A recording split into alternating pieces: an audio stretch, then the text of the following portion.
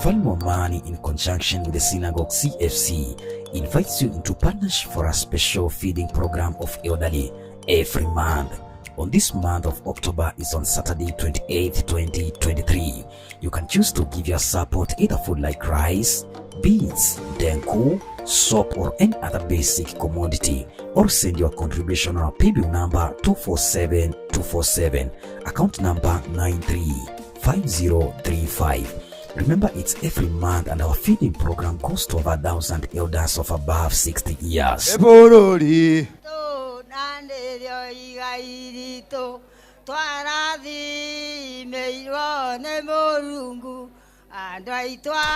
also do medical camp and examination for their health.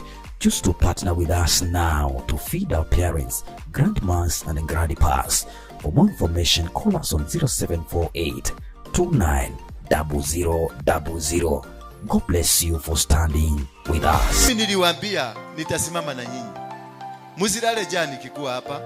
Hiyo ndio kazi yangu, hiyo ndio kazi ile Mungu alinileta kwa hii dunia. Akaniambia watoto wangu wazikule jana. Watoto wangu washibe, wakae mzuri. Bwana Yesu asifiwe. Na kutoka sasa mkuje kama na mtaratibu.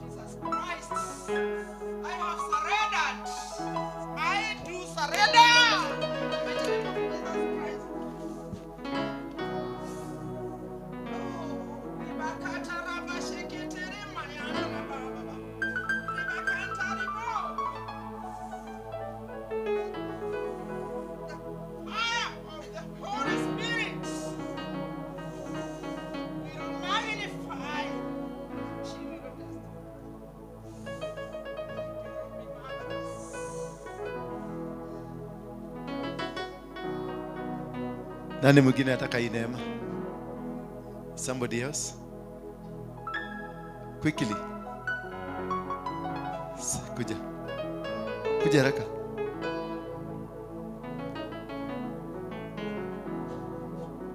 The heavens are open.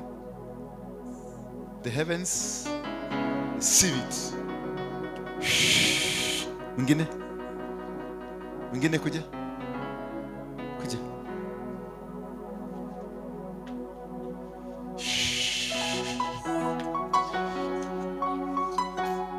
Shasho. Duwere ngogwe kati. Munyiterere hau. Neke. Mato. Matiraigua. Matiraigua. Maigua ge fio. Maigua ge Ngai.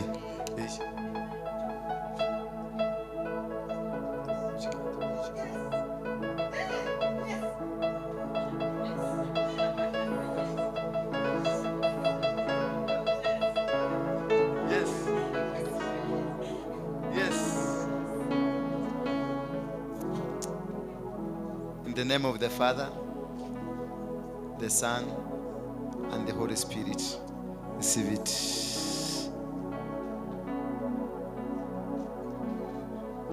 Somebody else? Kuja. Wewe, mulete huyu. Mulete. Nilete huyu.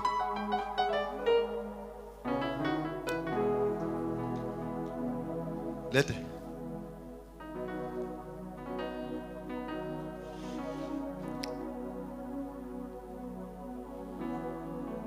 Pokea upako.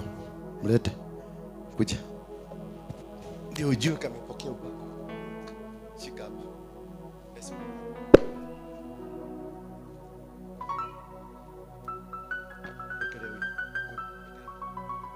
Asiwe wewe. Wewe ni mgonjwa wake wewe. Nabii. Wekelea mkono.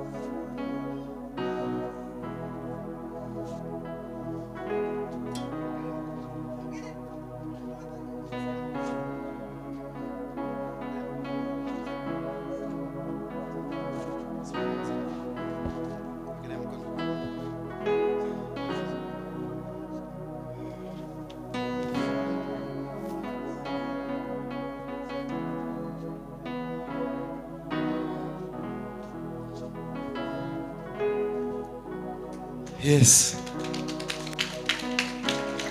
It is simple as that. When you become a son, you get the powers that the Father has. You can do anything. Those who are called the children of heaven, they can do anything as Jesus wills. We are the children of God. We are all sons of the Most High. So you got the power to release. Unaachilia tu. Bwana asifiwe sana. You will not struggle from today.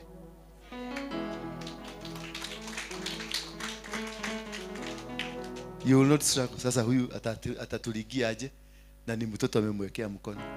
Na yeye ni mama. The power of God doesn't know boundaries. You only need to live and walk in the plans and the systems of God. Once you are in that, everything just goes on. God knows you. I know you are praying. Can God locate me today? That was our prayer. You are located. Stand up. Come. God has seen and has heard your cry. The storm is over. You will not cry again. Yes, receive it. In Jesus' name. Take it! Yeah! Say yes. Iko. Nimeingia. Iko. Yeah. Iko. Tiki ngapi? Tik.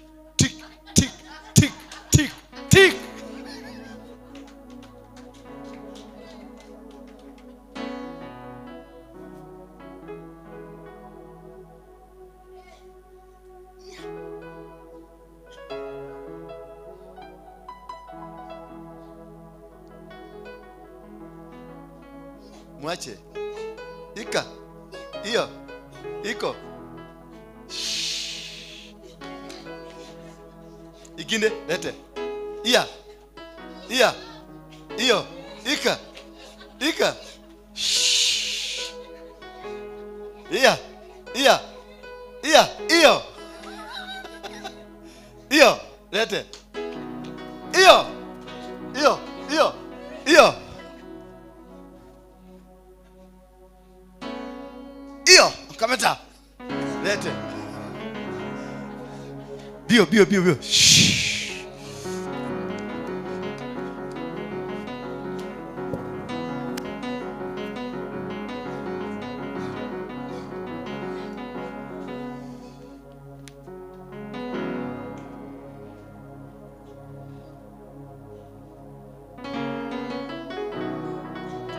One, two, three. Pumzika sasa. Si unaona? Very simple. Very simple. You don't struggle anymore. Only because you have dedicated yourself to the altar. The altar will respond immediately. That is the secret, top secret of the altar of God. For you to succeed, you must walk and be in covenant. Sasa, the way you've covenanted yourself with this altar, ukianza masegenyo na kupigana na anything of this altar, utaanza kukonda peke yako. This is fire. Afadhali hugiweka. Na ukianza vita na mtu yote wa hapa, kusegenya tu kidogo, utaanza kukoda. Kukoda. Kukoda. Kukoda. Kukoda. Unaenda hospitali zote, unaambiwa hauna, you are not sick.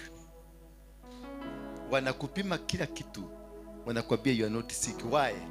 You cannot abuse that which feeds you. You cannot. So watu wa Muhahe, Monica, sisemi wewe.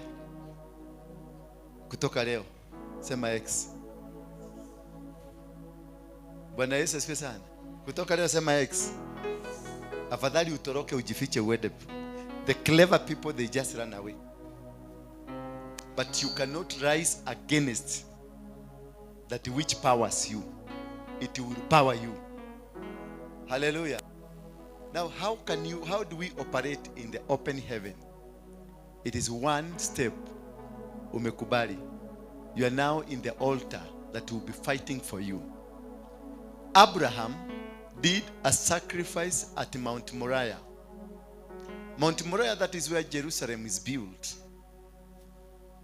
Mount Moriah, that is now where Gaza and Israel are fighting. That land, read the book of Ezekiel 16 verse 1.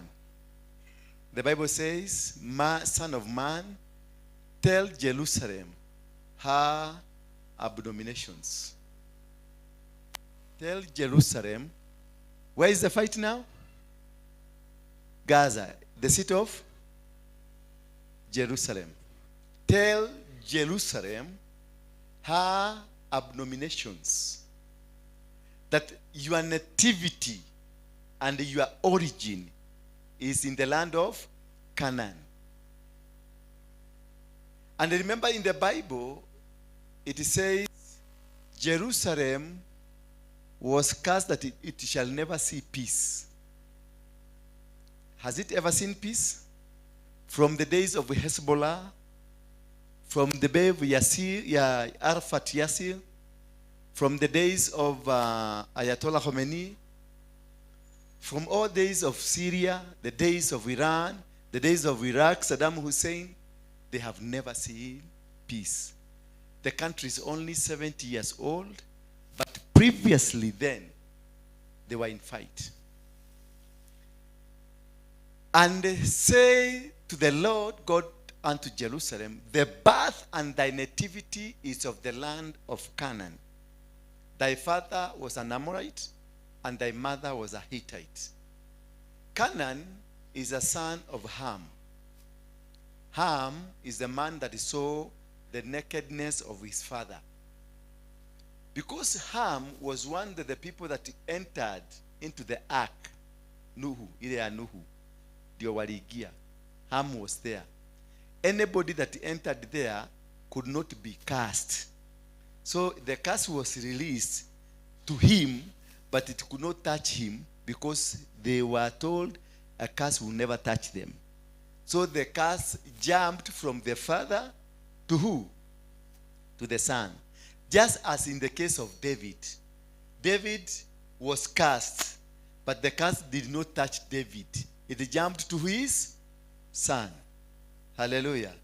So there are things that we are doing today, they might not affect you because there's a covenant between you and God. So the covenant will protect you, but it will not spare your children. Maybe perhaps you are suffering, not because you ought to suffer. You are suffering because your father messed you up. Because your mother messed you. Because your grandmother messed you. The foundation that you are living on is a foundation that is founded on a curse of a parent. That is why you are suffering. That is why your child, your son, your daughter cannot walk with you and will never give you respect. Not because you are not respectable, but because there is a curse associated to you, but how was transferred to your daughter and to your son. Then you keep be asking, what did I do wrong? There is nothing that you did wrong. It is your mother that did it.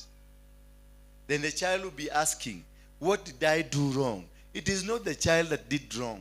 Somebody else did it. And now, who is paying? The son of David was who? Whose son? The son of David? Walokore? Solomon. Who was cast? Nani alipanishiwa kwa sababu ya baba yake David? Walokore. Absalom nani? Who? Solomon? Absalom? Yeah?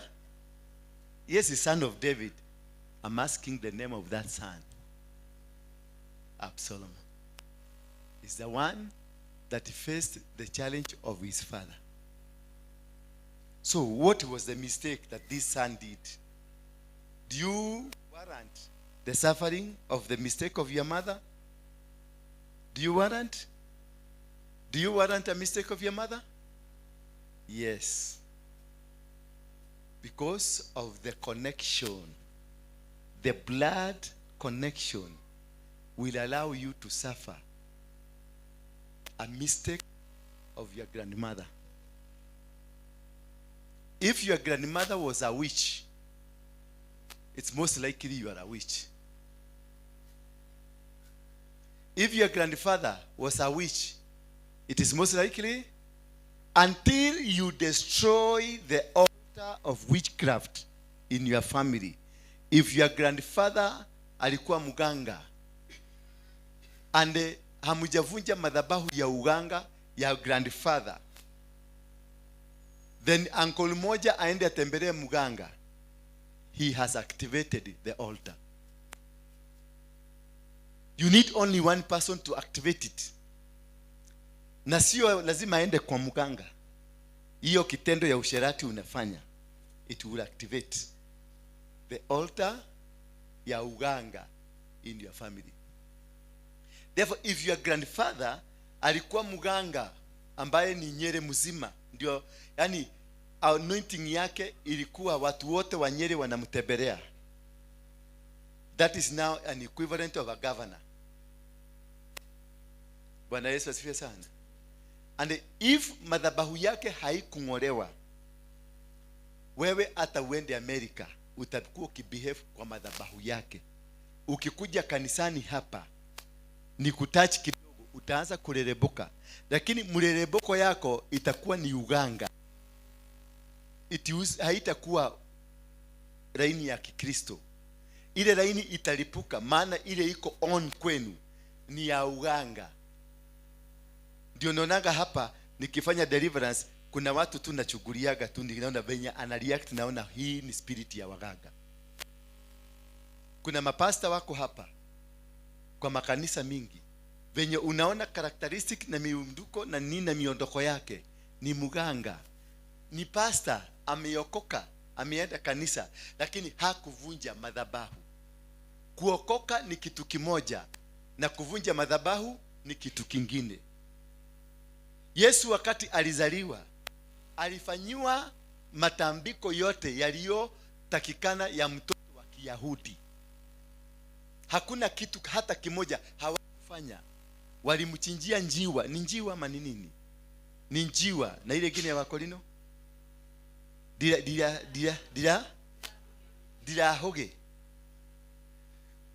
Dirahoge. Walichinja ngapi? Ni 3. Walimfanyia the entire system according to the Jew culture. They did it to him. Why?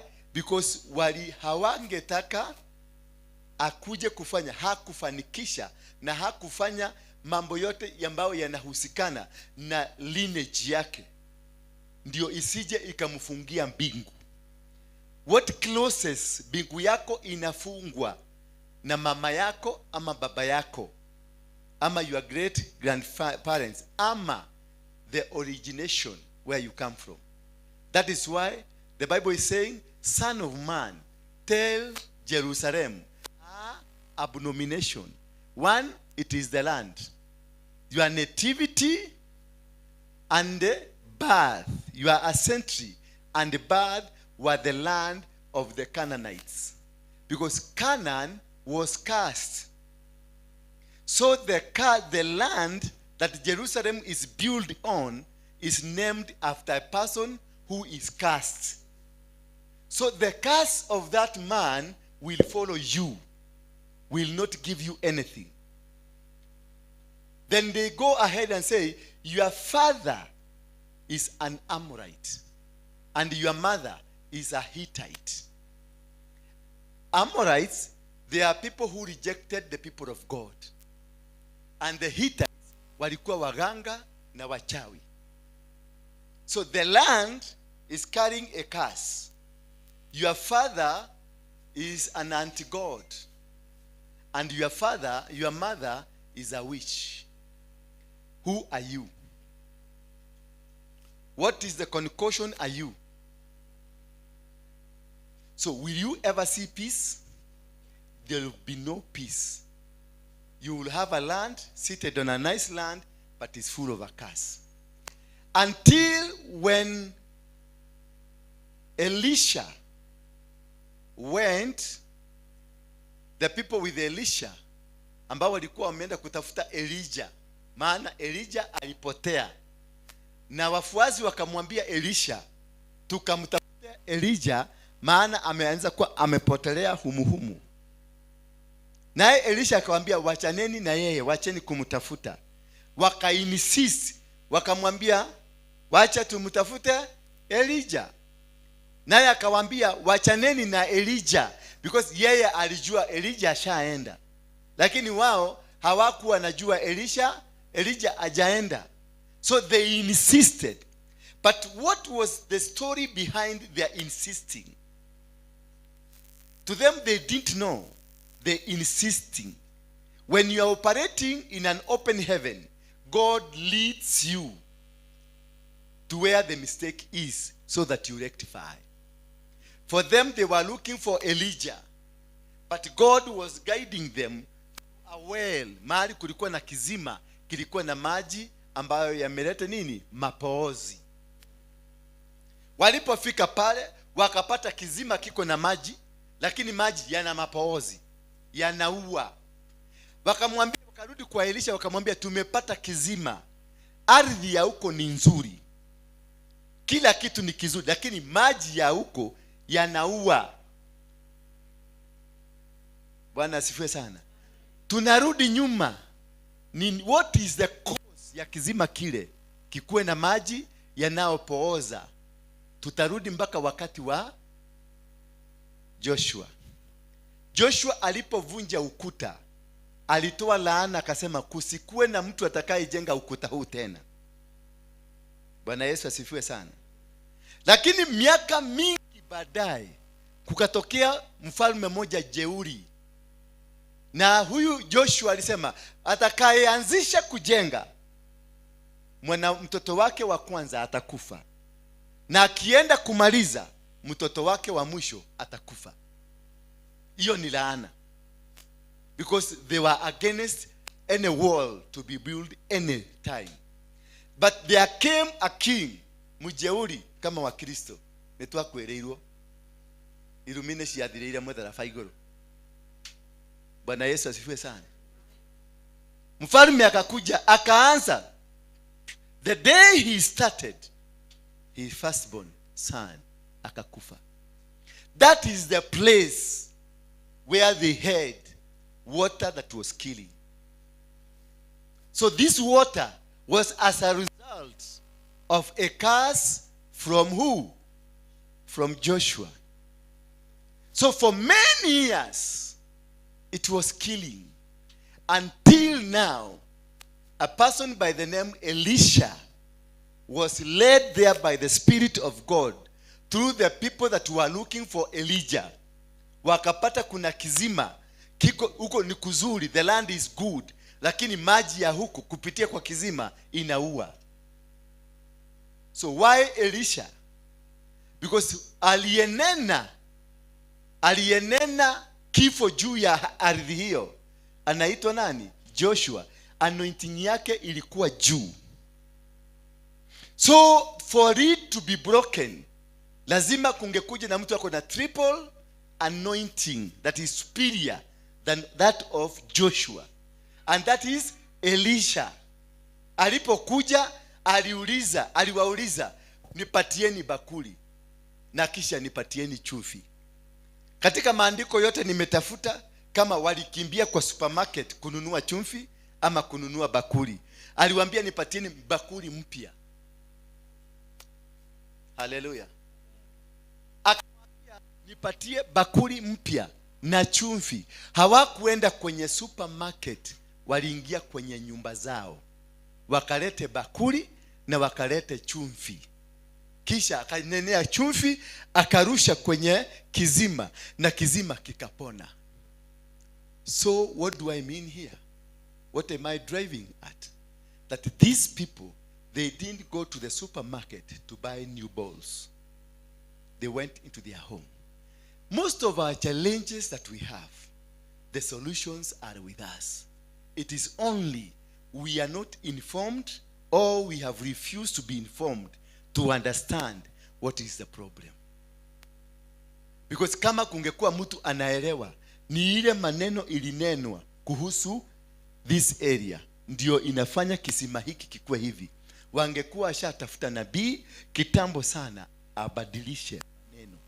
Because what is happening in your life, it is not witchcraft per se, ni maneno tu kubadilishwa. Maana kuna mtu alisema you will never prosper. Kuna mtu alisema wacha tuone mwenye atakuona kulia godi. That one is enough to tie you up with your generation. Just ukuje hapa kama sasa, siwe ni mtoto wangu, alafu uanze kunyamba huko, nitasema wacha tuone kule anaenda. That is enough. That's enough curse. Watu wengi hapa mulitoka makanisa, mulitoka na chuki na vita na mambo mingi yasiyoeleweka.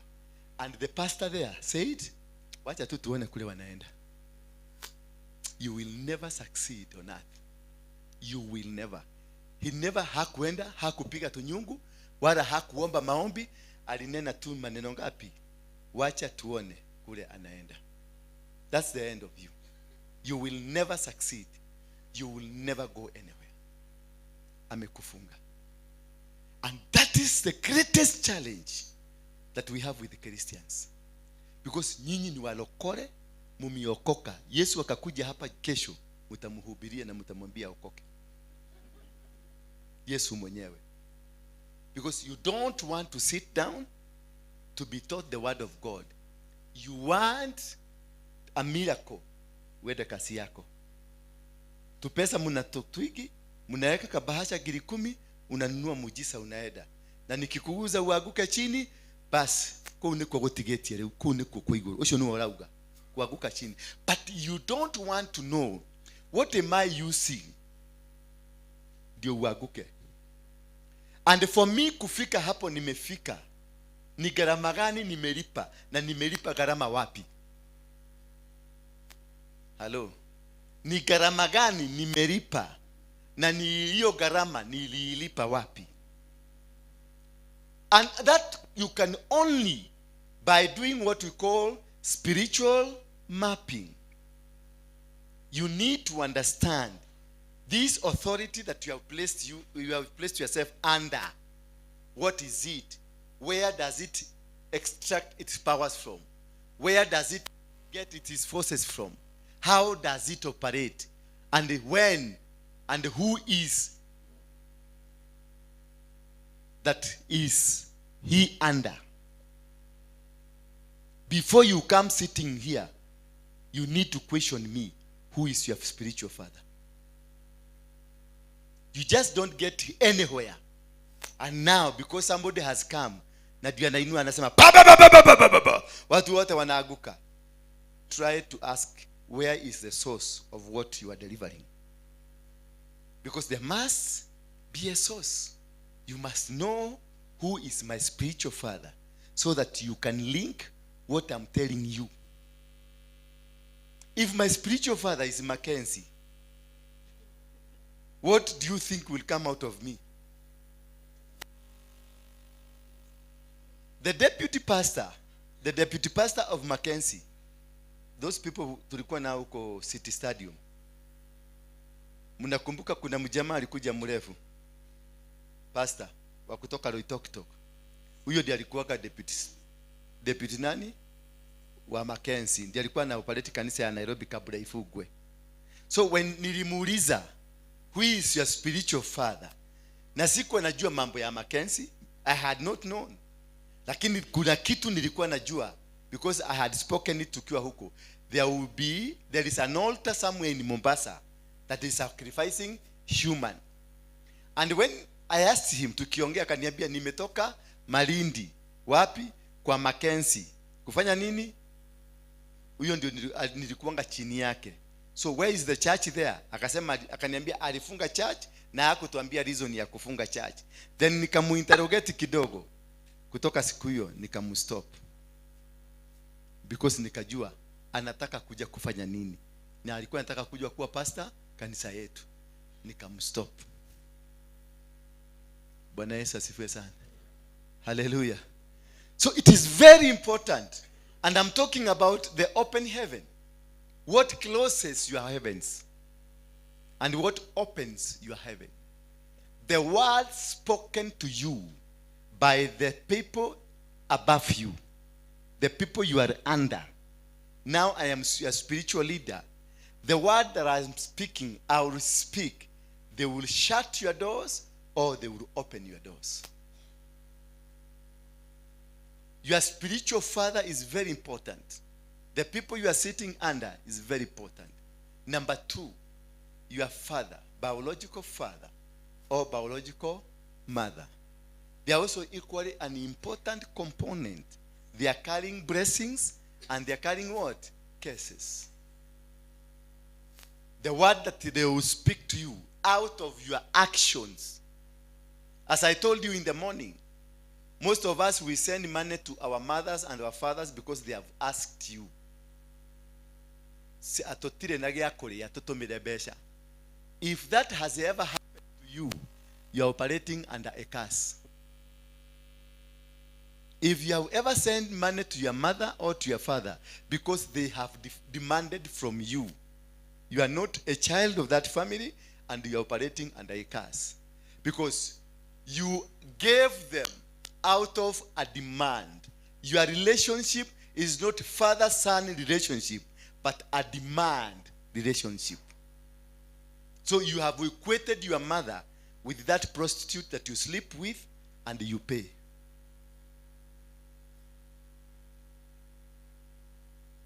Yes. Check out, when did you send your mother or your father, if they are alive, something without them asking for it? So if they have ever asked, and this is at the time you send, that totire na maguta, totire na shukari, they must have grieved. And before asking you, walilia, wakaulisa, jeri witore, eka twashiarire ciana ciana ate. Niki kiarire mwana ciana niki kiarire mwana wakwa. Ndageririkana ni atigiria ciari. Unaona mama ameshika matiti. Hakulaani openly, lakini anauliza maswali na unaona ni kama anajikuna, kwa sababu kamujikuno lazima akakuje. Akishika hiyo matiti anaiuliza, si ni wewe ulifidi huyu mtoto mwenye hatukumbuki? From there henceforth your doors in heaven are closed, completely closed. Naona mmekondoa macho nyinyi yote, hata nimestuka. That is what is eating your business. There is nothing utaweka ifaulu, because there is a soul, there is a spirit crying against you. Number 3, your husband. So now it determines how many husbands have you ever had. If you have ever slept with a man, that is your husband. Even if very fast, I'm very slow. I know what you mean.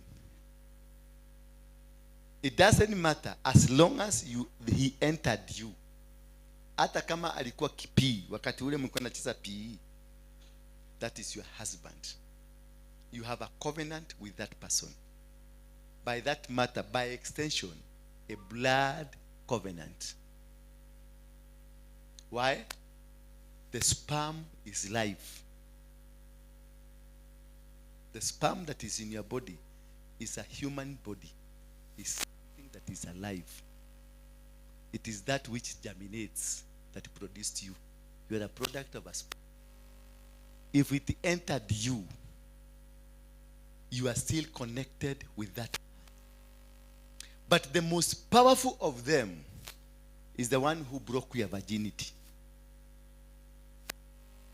The one that broke your virginity. That is still the known in heaven wife or husband.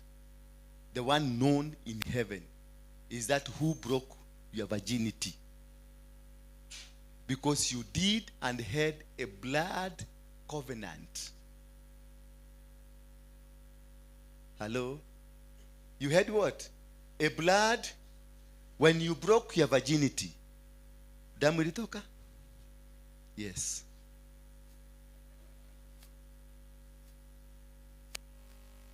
That is now legally known in heaven.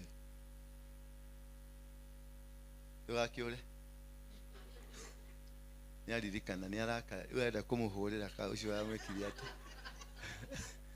Amwene ndogo ino. No tomagadie thina uyu. Bwana Yesu asifiwe sana. That man is still legally married to you. Because that's a person you did a covenant with. A blood covenant. And a blood covenant can only be destroyed by a blood covenant. So when you are struggling to have a man, the lady you slept with is still also struggling to have, or the man you slept with is struggling to have a woman. That is why your marriage has always never had any peace. Because there's a blood that was shed and the blood is crying. When Abel was killed by his brother, God called Abel, Cain. Akauliza Cain, where is your brother? Akamuuliza Mungu, am I my brother's keeper? What did God tell him? Damu yake inalia kutoka wapi? Sasa ile damu mulimwaga wapi?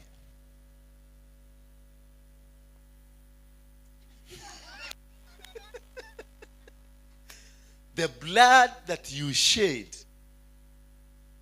on that altar. Hello? The blood that you shed on that altar. Sex is an altar. That which you are carrying and that which I'm carrying, it is an altar. And nobody has ever entered there without kneeling down, a man.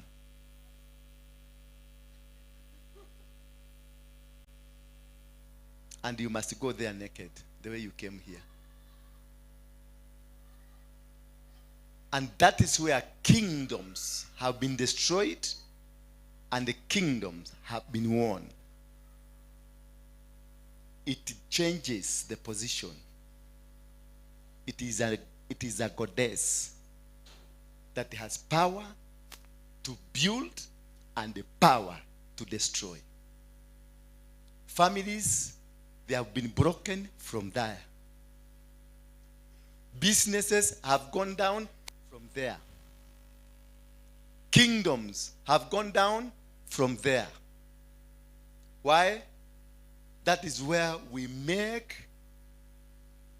verbal covenants that are to you are imagination, but they determine what you will become. Mayagai digagotiga. Mayagai digagotiga. Ugadoka digagotiga. Ugade waku de waku maginya maisha maku. Na de waku kai digagotiga. That alone ulirudi ukawachana na huyo mzee. If the covenant is still written somewhere, you activate another man, the covenant ya kwanza inasimama. Hallelujah. That is why you are not able to succeed in your life, because you are tied somewhere. That is why utapata mwanaume wa hit and run. That is why you get a marriage of 6 months inaotoka. That is why, and if the covenant you made with ni mtu ako spiritually powerful, hakuna mwanaume atakukaribia, na akikukaribia kuna force itamfukuza. Hallelujah. Because that spirit ndio inabadilika inakuwa spiritual husband, na ama inabadilika inaitwa spiritual wife. It will forever control your life. And to some extent utakuta umezaa vitoto vya kiroho. Uliona ukiwa na mimba na uliona ukizaa. That was not an imagination. It is something existing, but in the spirit. Na hiyo sasa ndio inakuja kukutorment. Ndio naona usiku zinakukimbiza zikiwa manyoka, ama zinakukimbiza zikuna haribu kazi yako, ama marriage yako inavunjika. Then that is when you realize unapata deal mzuri ya 10 million, but usiku hiyo lazima mwanamke atokelezee ama mwanaume atokelezee, and by all means utajikuta mmelala na yeye, na ukilala na yeye biashara inaanguka. Monitoring, the spiritual monitoring, those children ambazo zimezaliwa katika ulimwengu wa kiroho, they are the one who keep there to monitor every move you are doing and to make sure nothing goes on. Na ukiingia ndege wanaingia pamoja na wewe. Ndio utakuta ukienda Amerika unakuta zile mademoni zinakupiga ni za kwenu Geshagi, kwa sababu ulienda nazo Amerika. Hallelujah. The other person who can make sure your heaven is closed is a person in authority, like your chief, your DO, nyumba 10, chairman wa monada, chairman wa soko, chairman wa kilani yenu. Those can affect completely. Did you know a chief is an equivalent of a president? Did you know that? You didn't know? A chief is an equivalent of the Kenyan president. That is why he runs the president's office. Ukisoma assistant chief, office of the president. He can make decrees and orders just like the president, and they will happen. That is why chiefs walitumika zamani kabla ya change of section 2A, walitumika zamani to make decrees on behalf of the president. Angetaka nyumba yako ibomolewe, alisema in the name of the president I declare this house iangushwe, and that was the order. Siku hiyo ilikuwa inaitwa Chiefs Act. It had the power to bring down your house. It had the power to bring a separation in a family. It had the power to remove you from one area to another area. Most of these nyumba zote zimejengwa Nairobi, zimejengwa kutokana na barua ya chief. Me, I was a land grabber, and the letters we use were chief's letters. As long as we have the covering of the chief, you build anywhere. That is what we use as land grabbers. I was one of them. Yes, I was a land grabber.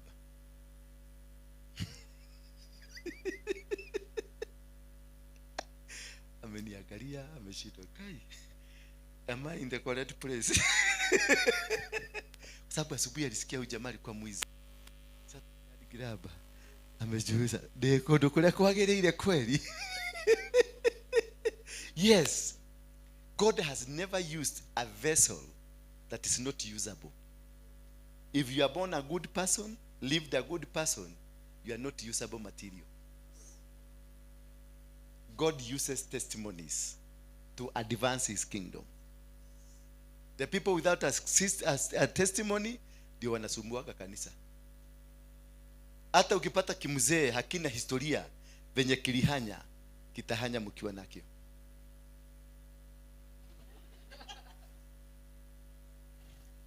Ama ni namna gani?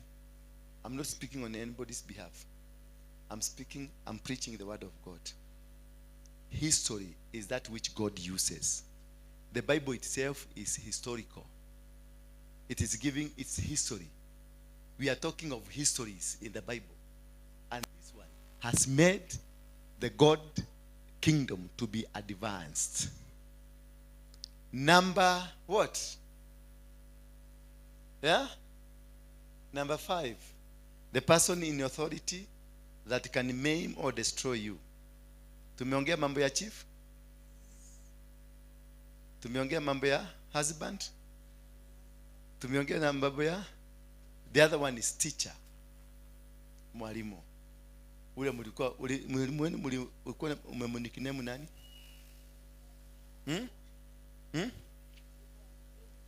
Kegunyo. Yes. Wanu?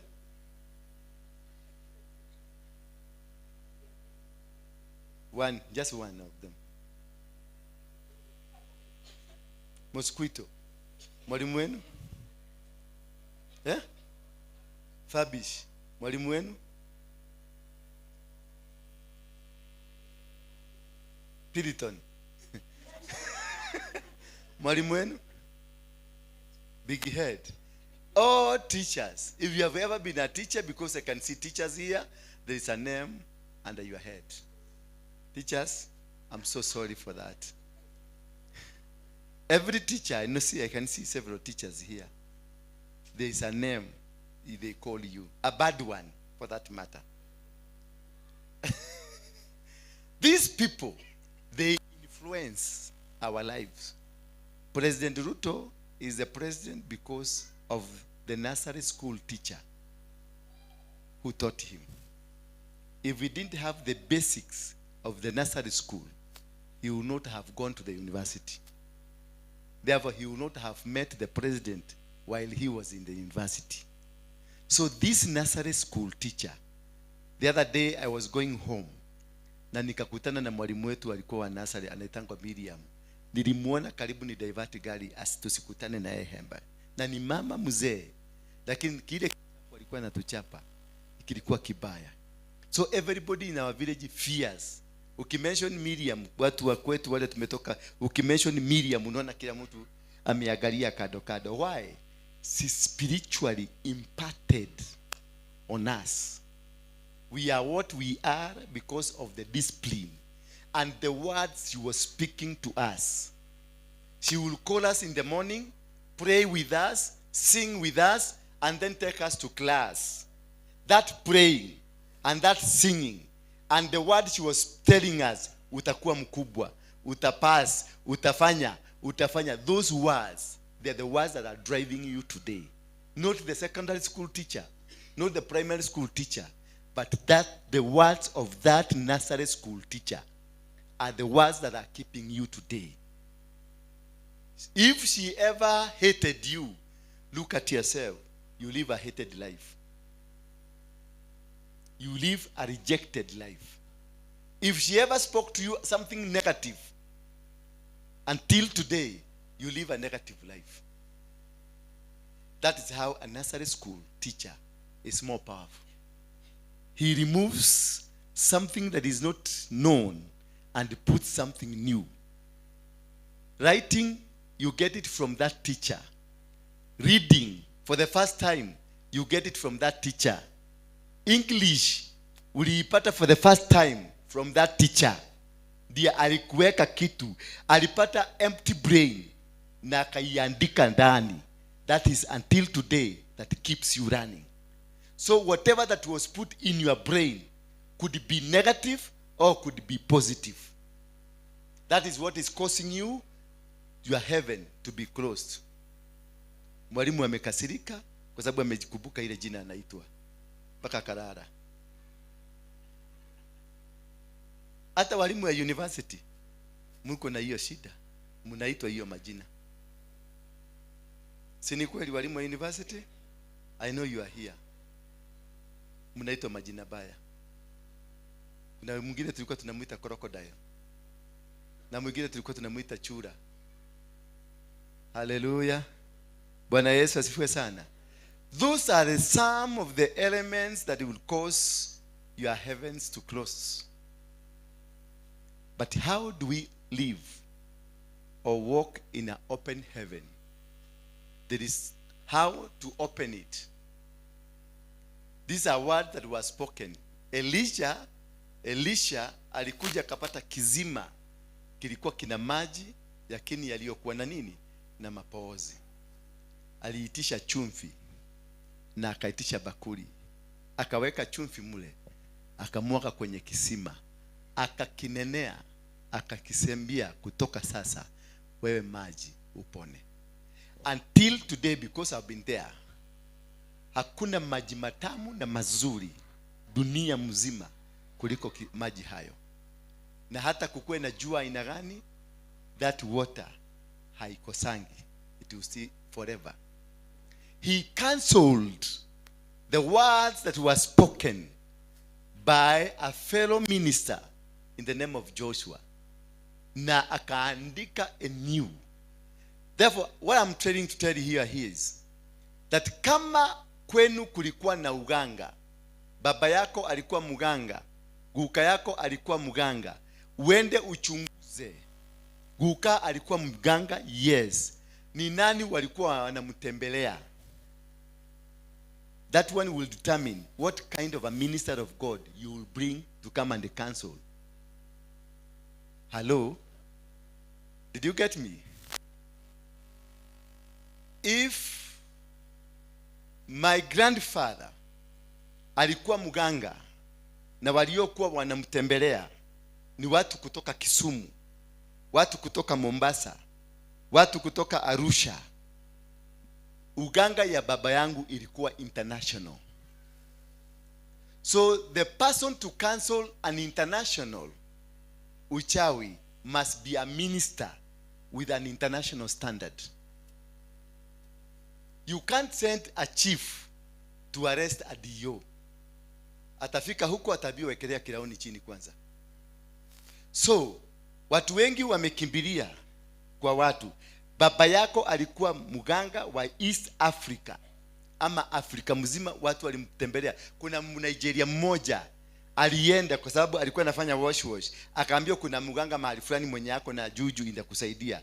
Huyo mtu wa Nigeria, kukanyaga compound ya huyo mtu, alimqualify kuwa mganga wa Afrika mzima. This church kutembelewa na watu wamekanyaga America, wamekanyaga Germany, wamekanyaga Brazil. This church qualifies to become an international church in the spirit. Bwana Yesu asifiwe sana. Sasa kuna kapasta kako kwa kijiji yenu inaitwa Ishashiri. Kuna pasta Ishashiri mwenye anatambulika, akishika microphone watu wanatetemeka. Uwezi kumulete Nairobi if he is not beyond Ishashiri. You cannot bring him to Nairobi to deliver anything in Nairobi. He can only do something in Soweto. Umpeleke an equivalent Soweto. But when you bring him in the level of the city, he will not perform. Anointing yake utamuona ni kama ni kuku amemwagiliwa maji. But he is still powerfully anointed akifika Ishashiri. But when he steps out of Ishashiri, anakuwa irrelevant. Na kuna mtu pale, pastor, hana watu wengi, lakini unakuta yeye ndio chairman wa mapasta wa Ishashiri, na ameenda amefika Thika, amechaguliwa the chairman wa Thika msima. Huyo mtu ako na cloud, na ako na anointing ya kuvunja madhabahu hata ya mbali. So to whom do you go ikifika ni mambo na madhabahu?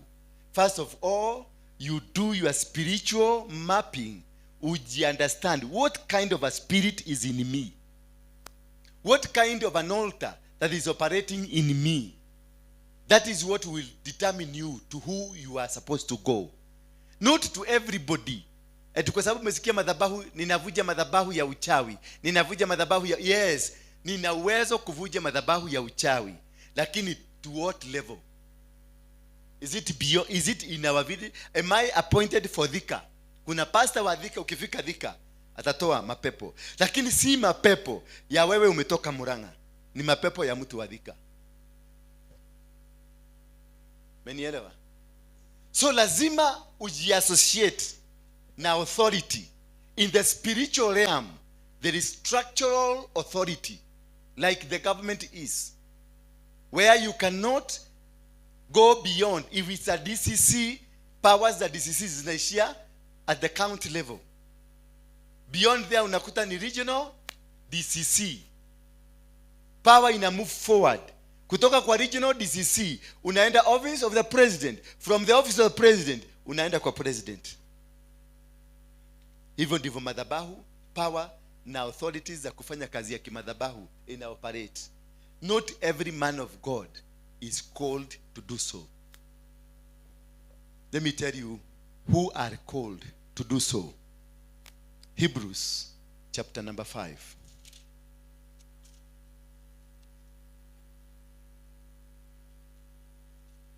Hebrews chapter number 5.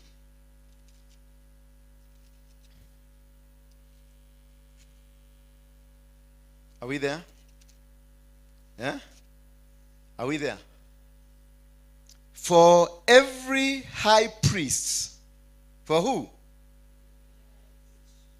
Taken from among men, is appointed for men in things pertaining to God.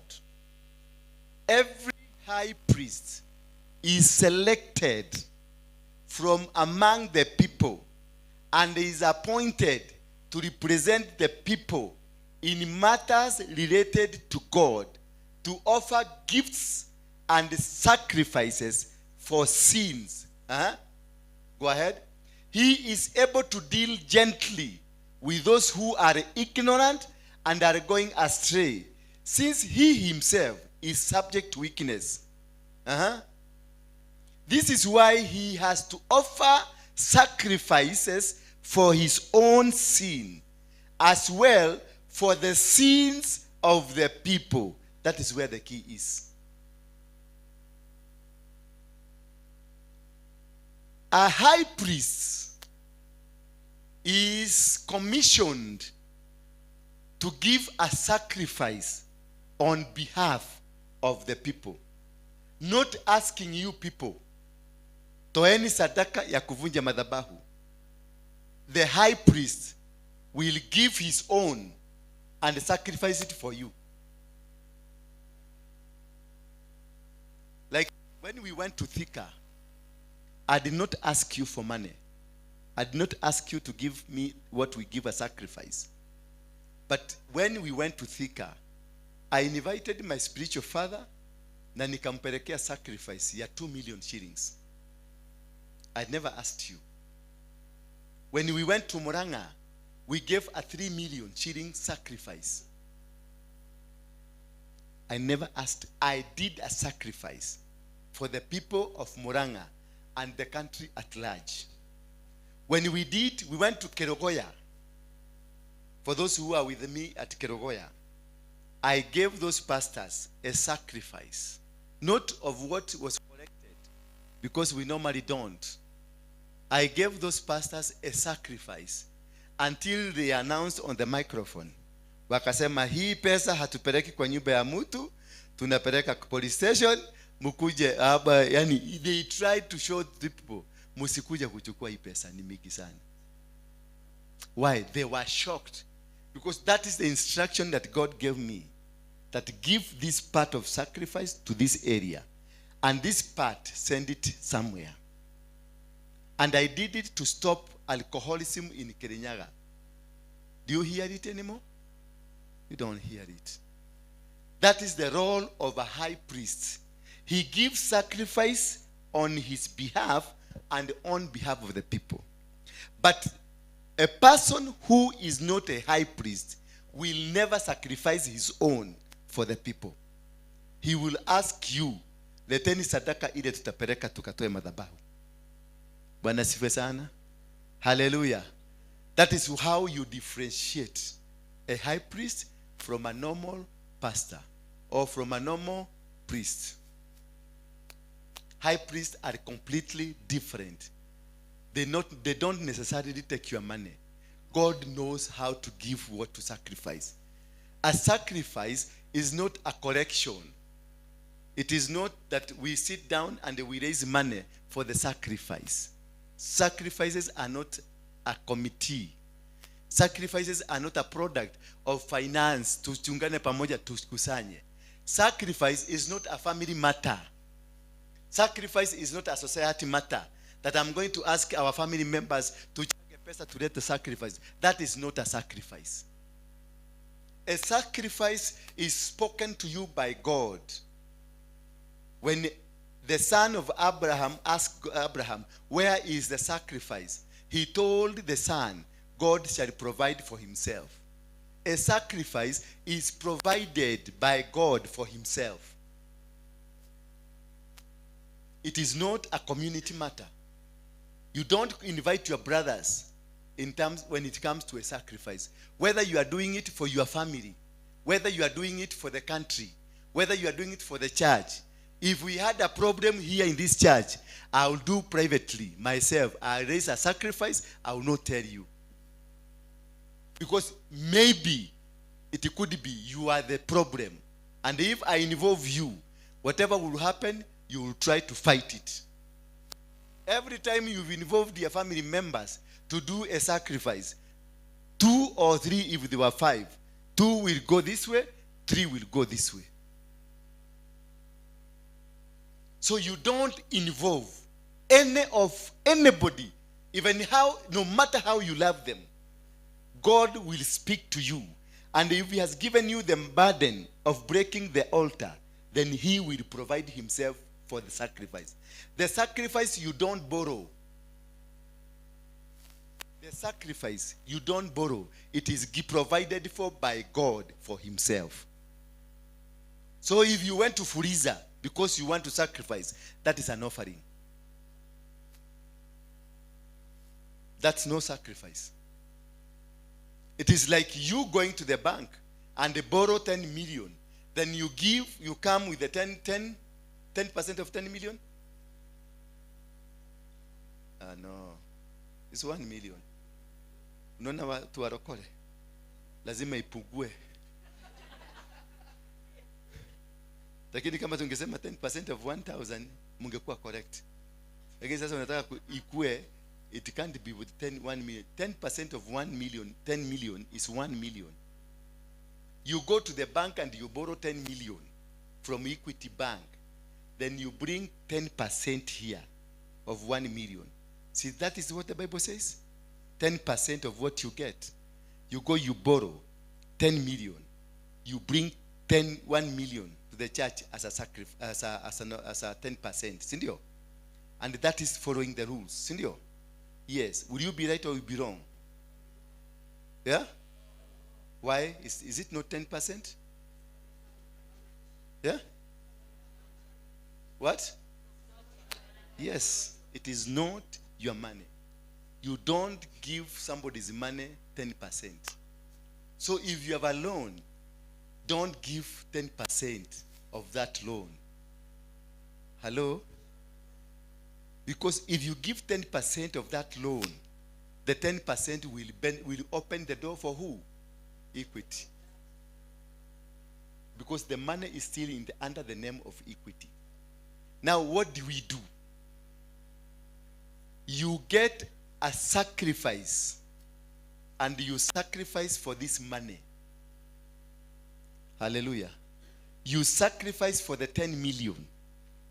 You get a sacrifice from somewhere else. You do a sacrifice to buy. The way we did when you came here at the altar and you bought your way to the altar. When you did a sacrifice, when you give an altar dedication, you bought your way. So the equity money, you buy it spiritually by doing a sacrifice on the money. Then you grab it from equity. Spiritually, the money becomes yours. Now, 10%. It will benefit you. Those people that have taken the 10% without doing that way, all of them, they have been auctioned. They have been auctioned. Because it must benefit the owner. But to remove the money from the owner, you do a sacrifice. You get it, unaitolea dhaibihu, ndio uitoe mikononi mwa mwenyewe, ndio hiyo pesa iitwe yako. You give it now a name. This is not a loan. Bagi tu ndio itakuwa inajua is a loan. But now money becomes yours. And from there, you will be able to control. Na hakuna pesa yako itachotwa, na hakuna biashara yako lazima itafaulu. Because there is a spirit, there is an altar, there is a sacrifice that is defending it. Sacrifices are meant to defend us. From the days of Abraham, when they did altars and sacrifices, it is these altars that kept them moving. Until today, we are called of the covenant of Abraham because of the sacrifice of Isaac that he was about to do at Mount Moriah. It is a covenant and a promise from God that you shall increase like the sand of what? The sea, or the stars of the heaven. It was a promise. When you give an offering, you will operate in the grace of God. When you give an offering, you operate in what? In the grace of God. But when you give a sacrifice, you operate in a promise of God. How? And when Abraham gave his son, God appeared. When Solomon went to Mount Gibeon and slaughtered 1,000 cows, God appeared. When Isaac at Ai gave a sacrifice, God. When Jacob gave a sacrifice, God. A sacrifice brings the presence of God, while the offering brings or attracts the grace of God. And when the presence of God comes, the presence of God comes with a promise. God will never come to you without a promise. He comes and gives a promise. So when you sacrifice, God will appear to you with a promise. He appeared to Solomon and asked Solomon, tell me what you want and I will give it to you. He appeared to Abraham that from today you will increase. He appeared to Gideon. He told Gideon that this battle you will win as a man, not as a community, because of the altar. God, when you do a sacrifice, God will appear.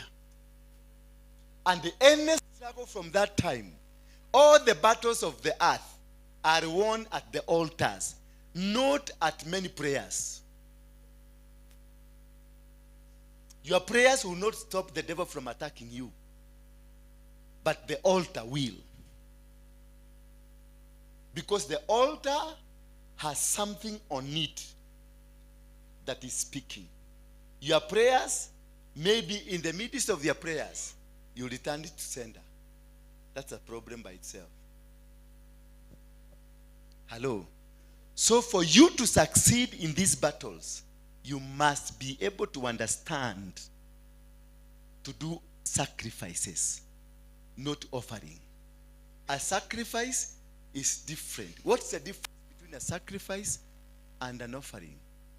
An offering, it is that which you discussed with yourself. I'm going to take 10,000 to the church. I'm going to buy this. I'm going to... Anything that you discuss with yourself, it is an offering.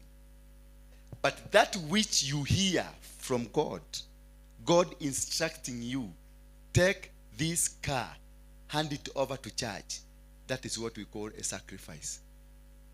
Abraham was instructed by God, give me your son, the only son, the son you love. Gideon was told, nenda kwa zizi ya baba yako, chukua ndume wawili. When Abraham was about to be blessed, there are these 3 sons that had spoken ill of God. And God instructed them. They take 7 rams and 7 what? Cows, bulls, to Job. And when Job accepted, his life changed twofolds. You don't give as a sacrifice your own discussion. If you sit down with somebody, that even your pastor, like now you come to me, we start discussing, this is a sacrifice I'm going to give you. It has ceased from being a sacrifice. It is an offering from then. But which you heard from God speaking to you, that will go straight to God. It is a taste. A sacrifice is a taste. It's a taste from God. After all these things, chapter 2, verse 22 of 1st Genesis 1, chapter 22. After all these things, God decided to test Abraham. Then God, after the challenges of the Midianites and the challenges of what was happening within the land of the Midianites, the children of Israel, Gideon was instructed by God to go and pick 2 bulls in the night when his father is sleeping. So he had no time, nobody to negotiate with. He was even instructed, they are 7 years old. By that, it is a test. Because stealing something from your father in the name of listening to God is also a challenge. Because that was stealing from God.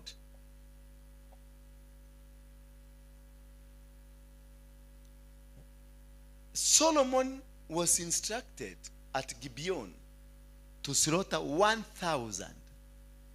I hear until the blood ilifika miguu ya watu hapa. 1,000 they slaughtered. Where did he get from? Not from anybody else, from himself, because they were rich. And it was an instruction.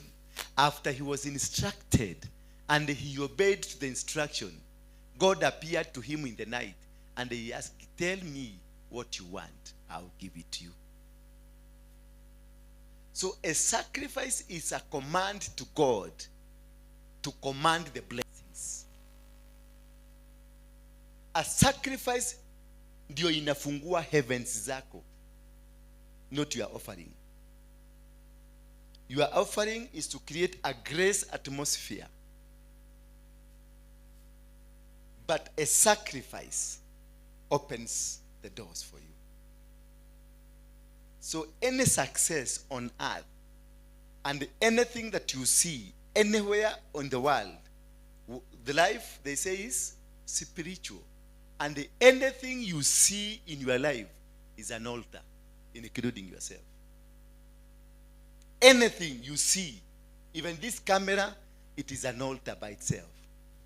How is it able to pick me and record me there? Then I will see myself tomorrow as though it is today.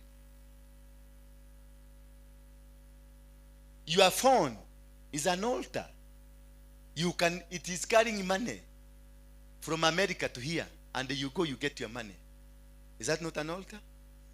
Anything you see, it got a meaning, it got its authority, and it got its dimension.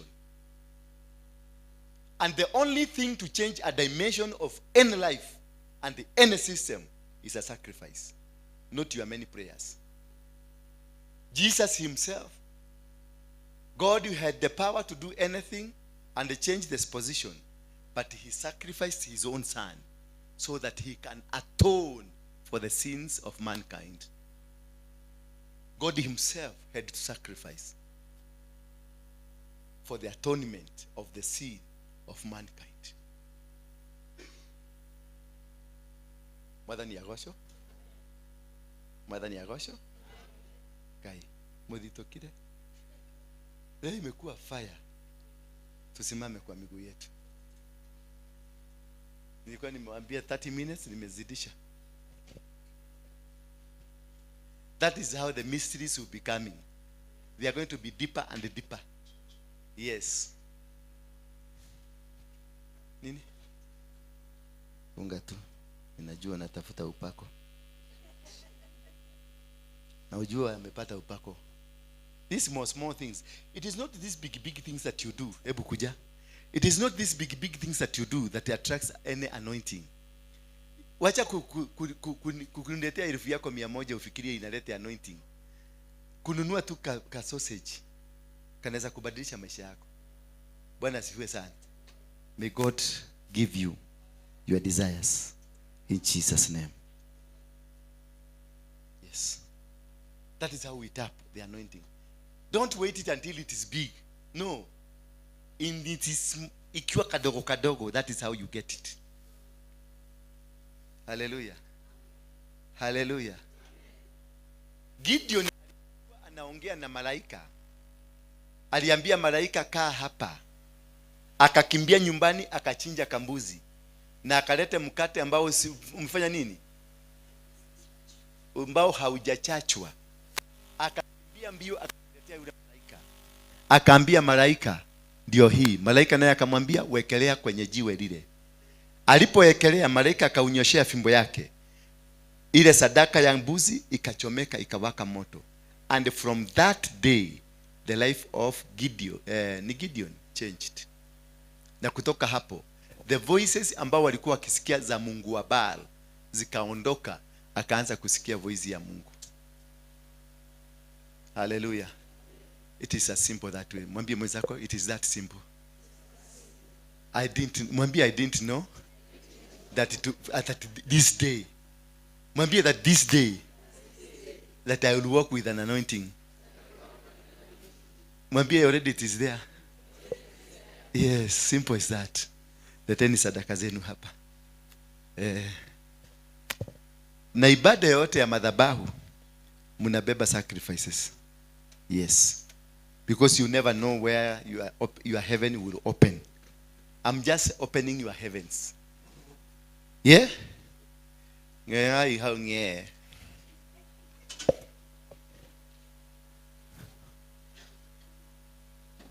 Leteni sadaka hapa tu kwa madhabahu, hapa juu. Na mfanye haraka haraka. Hatuko na time mingi. Tolea sasa wao watu wako wapi? Lisimuondoe hii kitu. Mkiona nimemaliza mnaondoa. Ama lazima simu nitafutie kagita. Nikiwe na wachezea. Yes.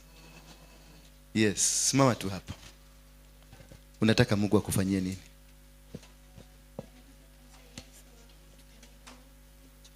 Si utoe hii. Sasa unataka kukaa na bwana yako pamoja na umemdivorce. This is a sign of divorce. Umeweka kwa kidole gani? Yeke ne kitikara yake ule. Wekero beta kere yake ne kugate. Wekero beta kere yake ne kugate. In separation. That is why the finger is separated. In here. This is death. This is marriage. This is you are engaged. You are engaged. This is engaged. This is you are searching. This is you are separated. So, ninakuombeaje na already you are separated.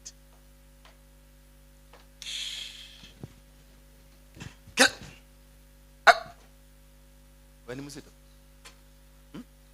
You are not pregnant. Yeah?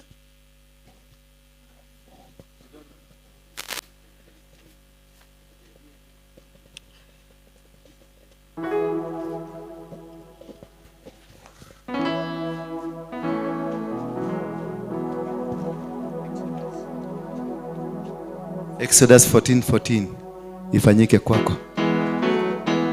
Unataka nini? Wacha leta tu. Unataka nini? Unataka nini? Pressure. Mungu na akusaidie na iondoke. Unataka Nishihera thini wa rĩtwa rĩa Yesu Kristo. Unataka yeah?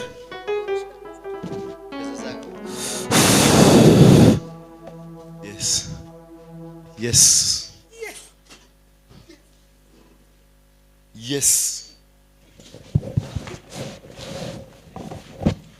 Yes. Uleda ke? Yeah? Nyumba gani ya kukoboa ama ya kujenga? Ya kujenga. Chukua ndio hiyo. Uleda ke? Madhabahu gani? Ndio hiyo imebomoka. Unataka nini? Your ministry. Ukwenda ke?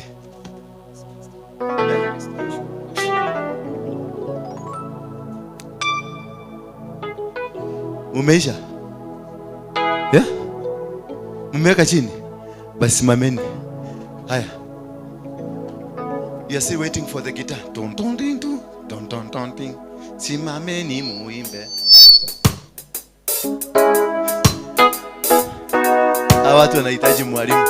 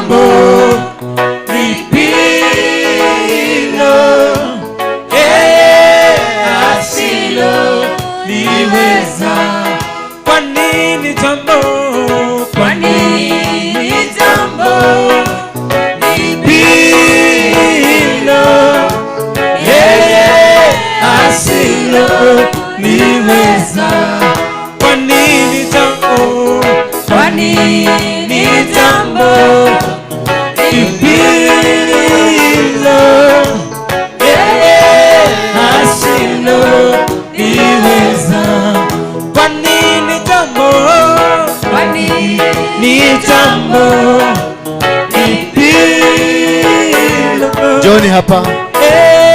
pia. Asiloliweza.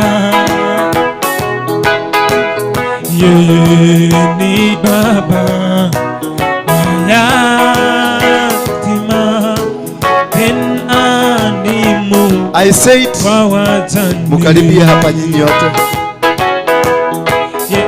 Yeye ni baba yatima, tena ni mume wa wajane.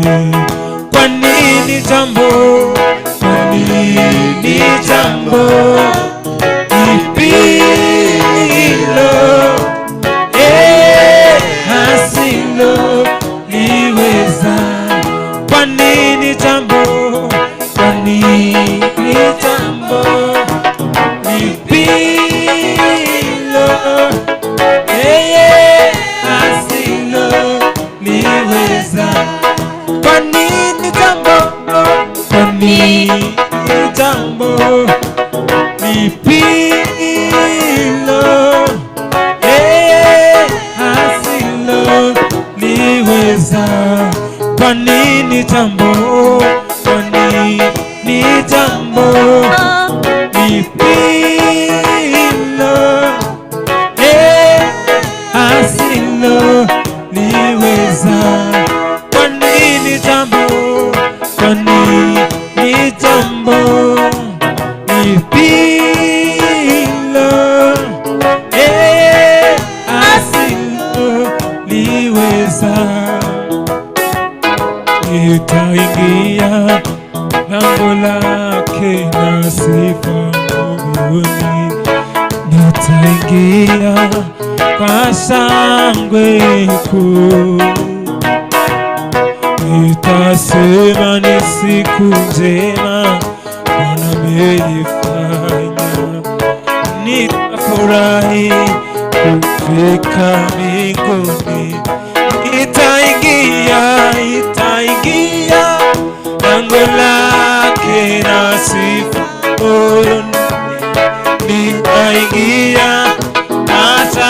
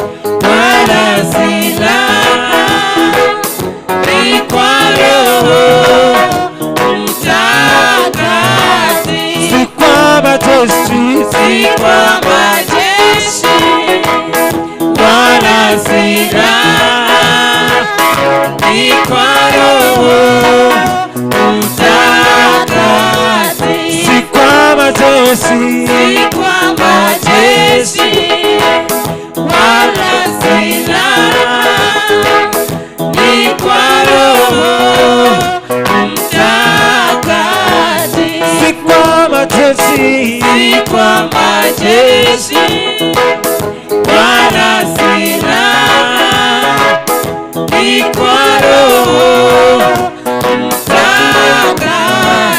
Nguvu za giza, nguvu za giza zimeshindwa kwa jina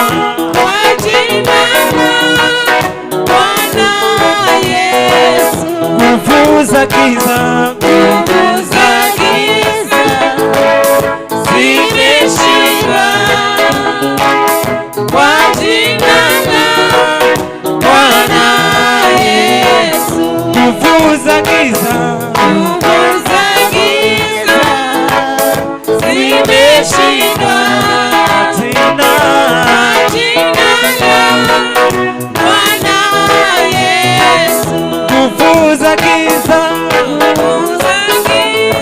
haleluya, zimeshindwa kwa jina la Bwana, kwa jina la Bwana Yesu. Si kwa majeshi, si kwa majeshi wala silaha, ni kwa Roho Mtakatifu. Si kwa majeshi, si kwa majeshi wala silaha, ni kwa Roho Mtakatifu. Uniongoze Bwana, uniongoze, uniongoze Bwana, uniongoze, uniongoze, uniongoze Bwana, uniongoze, uniongoze Bwana, uniongoze, uniongoze Bwana, uniongoze, uniongoze Bwana, uniongoze, uniongoze Bwana, uniongoze Bwana, mimi siwezi, mimi siwezi Bwana, mimi siwezi, mimi siwezi Bwana, mimi siwezi, mimi siwezi, mimi siwezi Bwana, mimi siwezi, mimi siwezi Bwana, mimi siwezi. Unibariki, unibariki Bwana, unibariki, unibariki Bwana, unibariki Bwana, unibariki Bwana, unibariki, unibariki Bwana, unibariki, uniongoze, uniongoze Bwana, uniongoze, uniongoze Bwana, uniongoze, uniongoze, uniongoze Bwana, uniongoze, uniongoze Bwana, uniongoze. Tembea nami, tembea nami Bwana, tembea nami, tembea nami Bwana, tembea nami, tembea nami, tembea nami Bwana, tembea nami, tembea nami Bwana, tembea nami, uninue, uninue Bwana,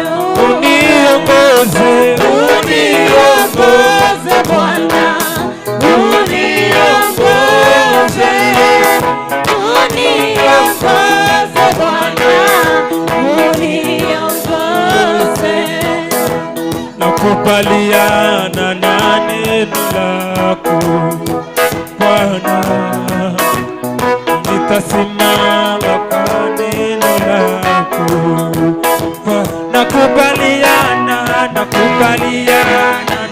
neno lako Bwana, nitasimama kwa neno lako Bwana, nakubaliana na neno lako Bwana, nitasimama kwa neno lako Bwana, nakubaliana na neno lako Bwana, nitasimama kwa neno lako Bwana, nakubaliana na neno lako Bwana, nitasimama kwa neno lako Bwana, nakubaliana na neno lako Bwana, nitasimama kwa neno lako Bwana, nakubaliana na neno lako Bwana, nitasimama na neno lako Bwana, nakubaliana na neno lako Bwana, nitasimama kwa neno lako nakubaliana na neno lako Bwana, nitasimama kwa neno lako nakubaliana na neno lako Bwana, nitasimama kwa neno lako Bwana, nakubaliana na neno lako Bwana, nitasimama kwa neno lako Bwana, nakubaliana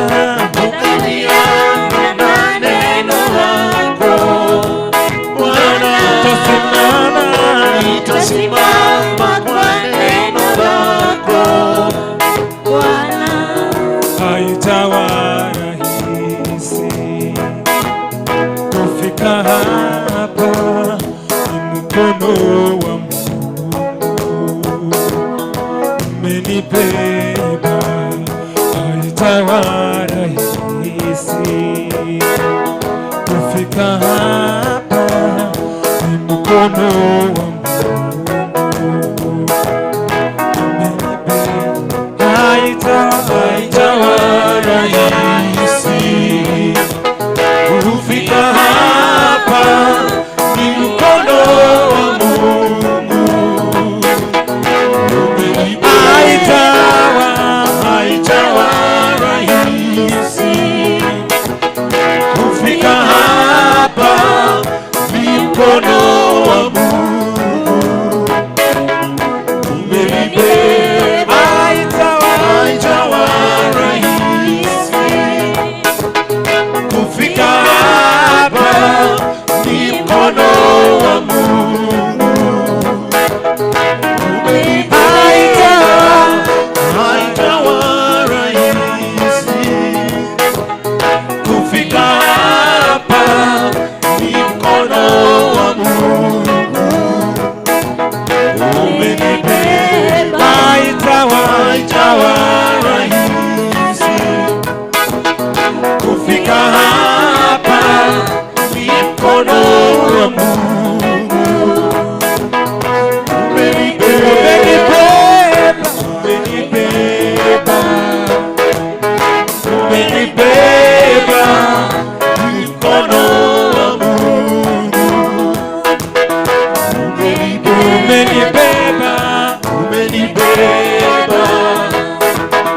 Umenibeba, mkono wa Mungu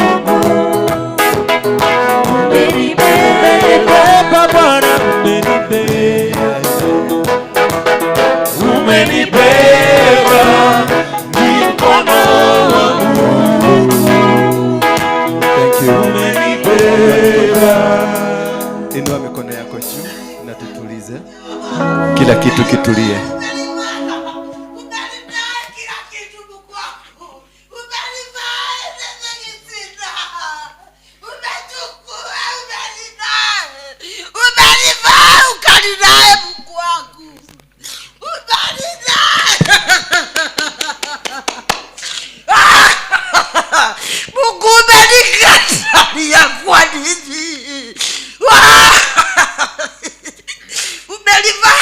Umelinae, ukalinia kila ninae, ukalinia linae kila kitu, ukalinae, ukalivae inakaa, zina kitu, zina anything, umelinae Jehova, walibabakia linaya, ukalibabasaya inaya, ukalinae, hapana.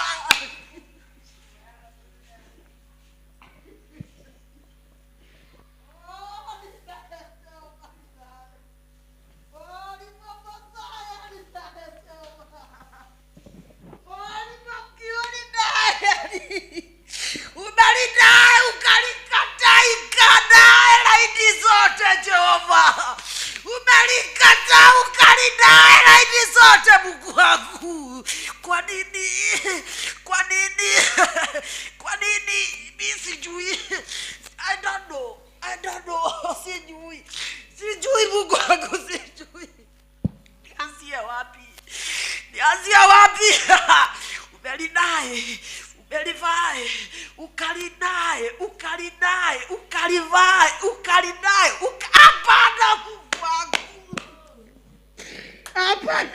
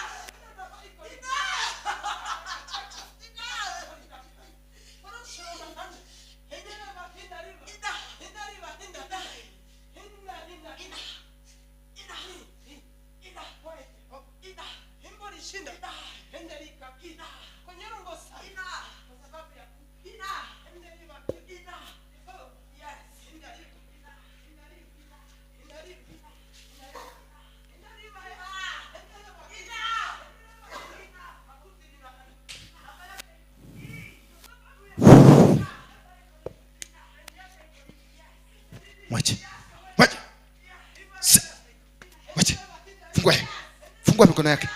Fungua mikono yake. Fungua tumbo yake. Fungua. Loose. The mighty name of Jesus Christ. Every covenant, every spirit, the Freemason. Wewe. Freemason. Toka. Beba mizigo yako. Beba pesa zenu. carry every covenant. Take away. Fungwe. Fungwa. Toa yote. Tapika zote. Toa zote. The mighty name of Jesus Christ. The mighty name of Jesus Christ. Fungua yeye, tapika zote. Kutoka kwa tumbo. Toa every poison in your body. Every poison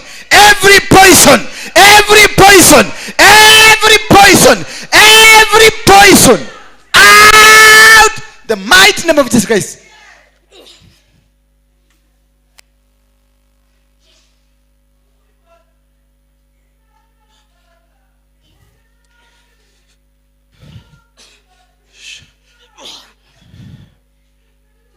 One, two, three.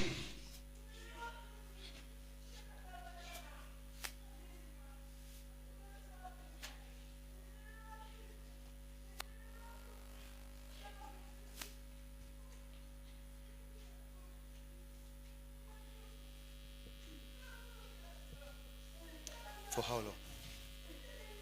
For how long? I command you out.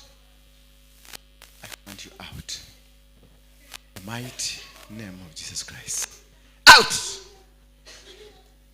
Out! Out! The mighty name of Jesus Christ. Out! Atatufanya nini? Utoki. Unataka nini? Wewe ni nani? Who are you? Who are you? Simama hapa. Simama. Wacha sarakasi. Simama hapa. Out in the mighty name of Jesus Christ. Out in the mighty name of Jesus Christ. Out in the mighty name of Jesus Christ. Beba mizigo yako na uondoke. Beba mizigo yako na uondoke. 1, 2, 3. Out.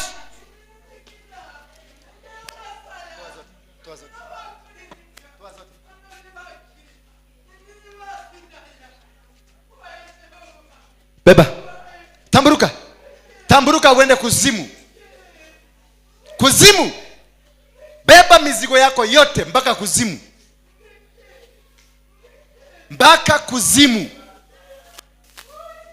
Hauna nafasi. Moto hiyo.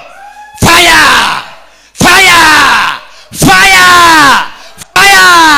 1, 2, 3. Fire out.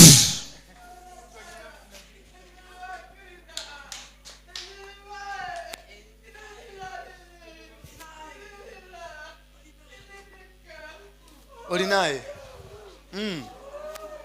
Kwa nini? Rejection. Imeondoka. In Jesus name. Yes.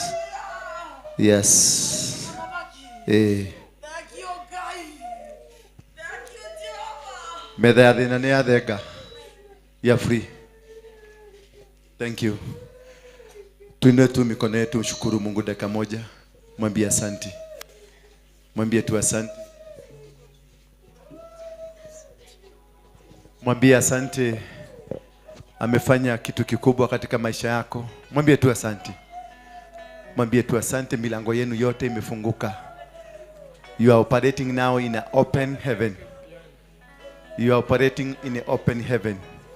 Anything that you need from him, you just ask him. It will be provided to you by him. Yes. This is an angel.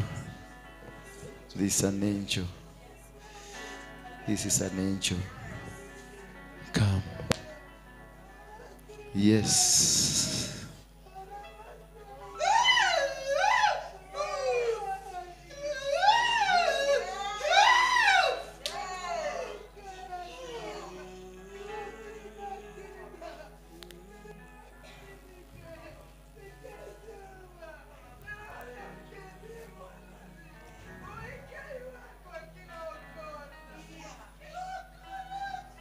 Enda salimia yule. Salimia huyo.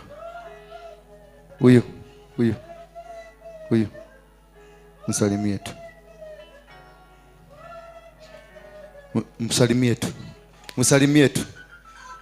tu. Msalimie tu.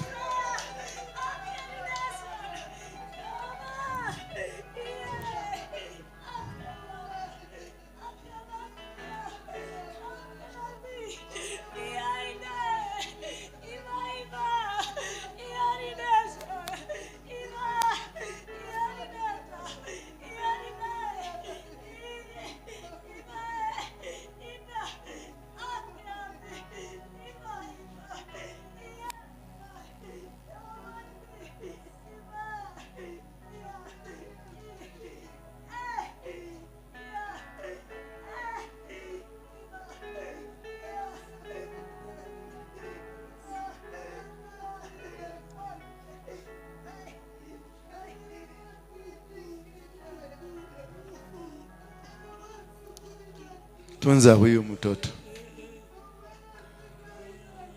Dunia mzima itamtabua. Dunia mzima.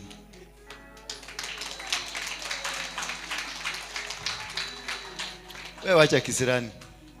Huyu ashabarikiwa. Mundu murathime ni murathime. Na gutiri undu ngeka. Edi, ukomugeithie kuja. Mwache kuja. Mwende. Nifanye kama Kujeni. wewe unifinyange. Uka haha, mulete. Nifinyange. Mulete. Wakini. Unajua huyu Tazama wako. Usimweke. Huyo mwingine yako wapi?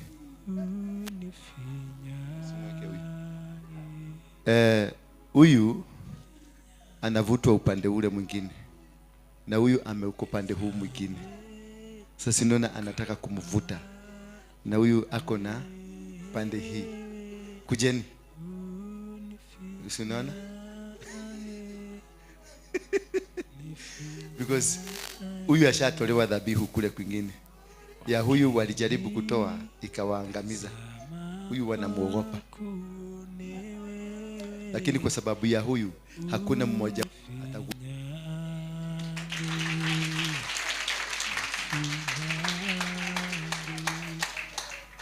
unaweka nini sasa? Kama wewe unifinyange. Yes. Sasa wewe unataka tukuhurumie na unakaa na asire. Simbarikiwa. Nani hajabarikiwa?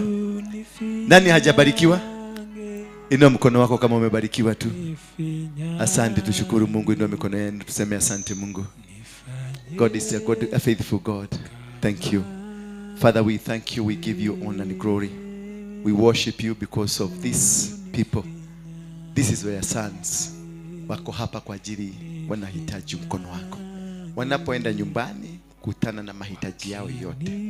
Walio na magonjwa ama walio na watu wagonjwa, na achilia uponyaji.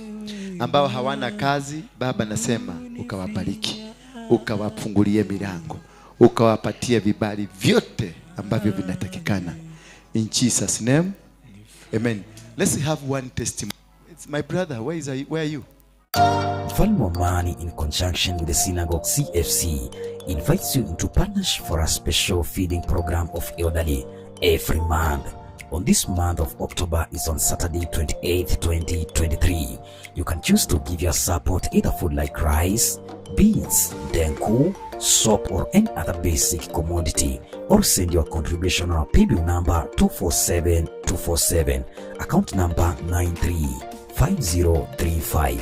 Remember, it's every month and our feeding program goes to over 1,000 elders of above 60 years. We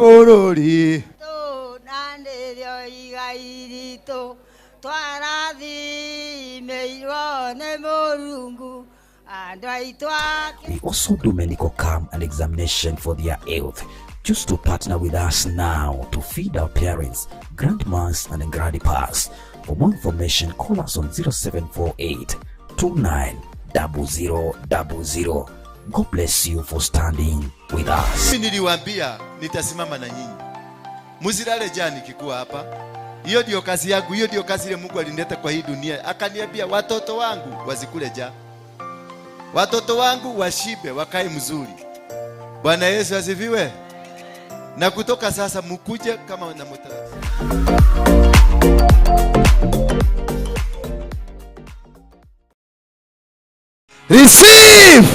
Receive. Pokea, milango inafunguka. Pokea baraka zako. Funguliwa sasa. Funguliwa, barikiwa. Barikiwa. Familia yako ibarikiwe. Ndoa yako ibarikiwe. Huduma yako ifunguke. Huduma yako funguliwa sasa. Funguliwa. Majini inaondoka. Wachawi wanaondoka. Warogi wanaondoka. Nguvu za giza zinaondoka. Ndio hizo vipawa zinashuka. A very special anointing is coming now. Very special anointing is coming now. Inashuka sasa. Inashuka, inua tu mikono yako juu, inashuka. Ndio hiyo malaika wameshuka sasa. Baraka zako ndio hizo. Milango yako ilikuwa imefungwa. Walichukua pesa zako, walipeleka wewe kuzimu. Walichukua picha yako, wakapeleka kwa waganga. Hiyo picha inaanza kuwateketeza. Familia yenu imekuwa mafukara. Mulinyang'anywa baraka zenu. Your blessing was taken, was snatched from you. Get it. Funguliwa.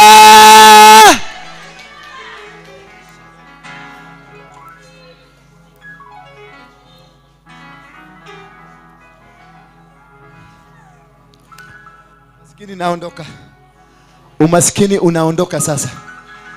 Kile kilikuwa kimefunga, that which had closed your heavens, it is no more. In Jesus' name.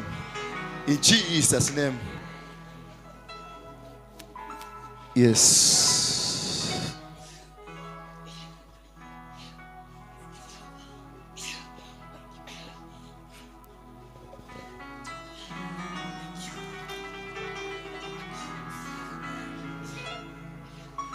Ninafunga hiyo anga. Ninakamata hiyo anga, naifunga katika jina la Yesu Kristo. There is no reinforcement. Unaitisha haikuji. In the mighty name of Jesus. Nyinyi ambao mnaitwa, ninawafunga macho yenu. Sarakasi 1 2 3 out. Yes, anajaribu kuitisha reinforcement. Simotiuke. Na ni maraduta.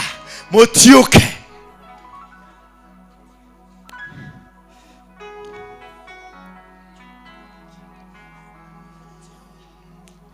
The storm is over now. And may the grace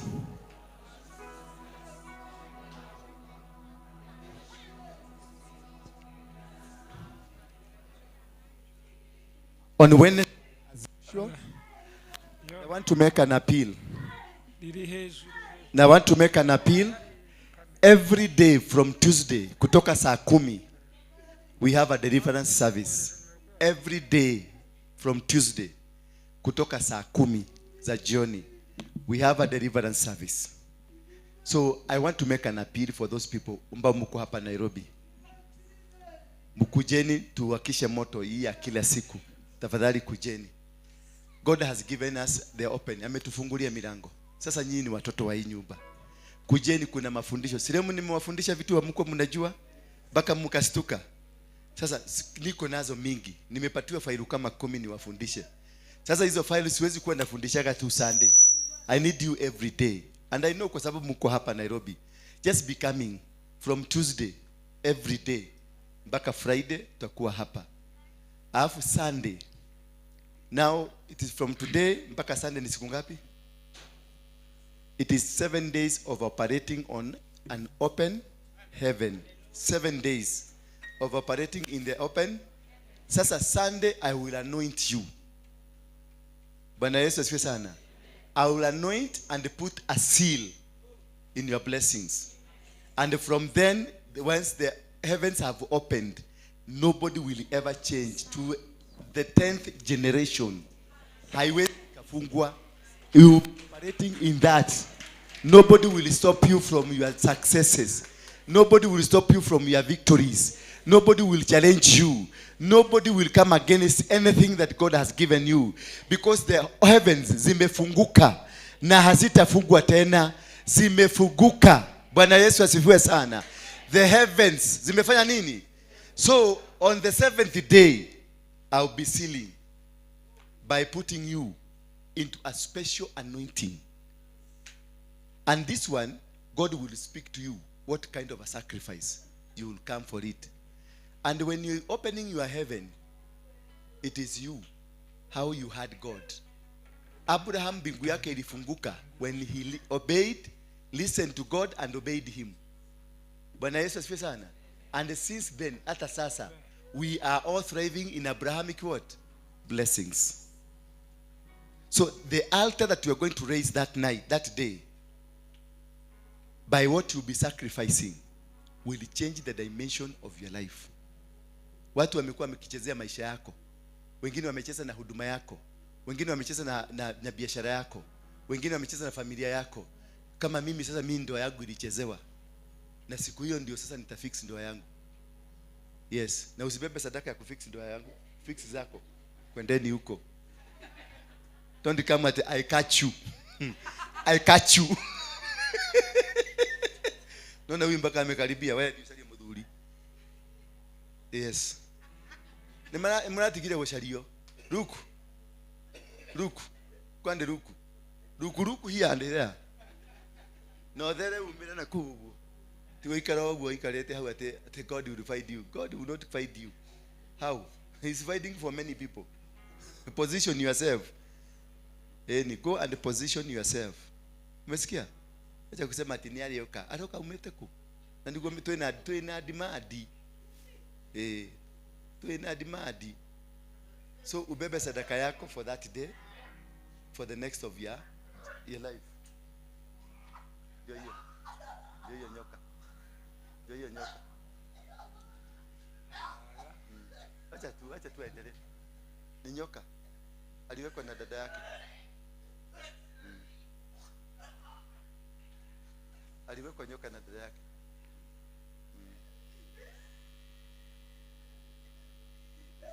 Tokeni hapo. Toka hapo. Hiyo ni madhabahu, toka. Wacha kuangalia, kuja hapa. Kuja hapa.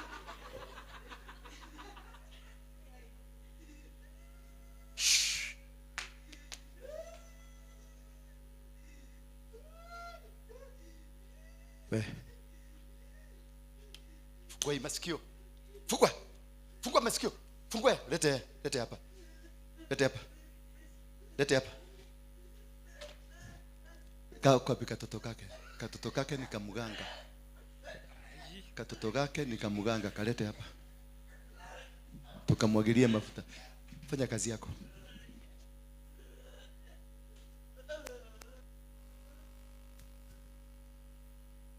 Tia kanaka. Leta mikono hii yake. Ili akalizaliwa kakiwa kameshika bogo. Leti huo. Ndio yule mama yako pale amelala. Hata upige makelele, shika mtoto vizuri. Kotari washia. Nenda mkono. Mkono lisikanisha mkono. Wenye ilikuwa imeshika bogo. Kuja, chukua huyu mtoto.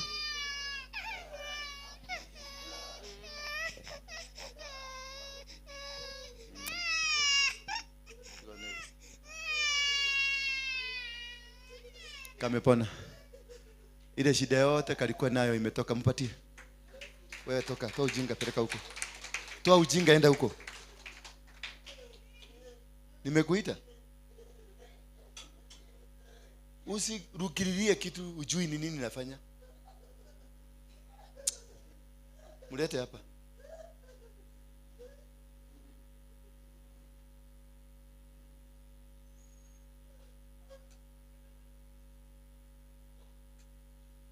Leta mikono hii yako. Shikanisha mikono. bogoshika bainire barutireko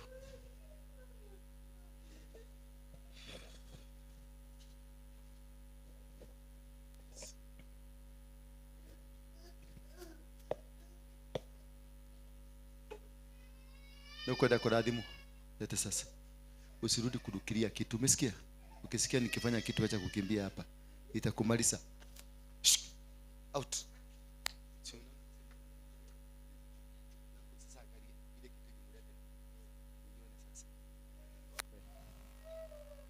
Wewe. Funga macho yako. Funga macho yako. Funga macho yako. Umeona? Si yeye alikuwa amekimbia hapa. Unajua hiyo nimetoa imetoka kwao Ukambani.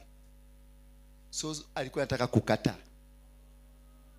Ile roho iko sasa ndani yake. Kwa sababu zile ni za huko. Umenielewa? So wakati amesikia roho ile iko ndani yake imesikia. Mwenzetu anangolewa.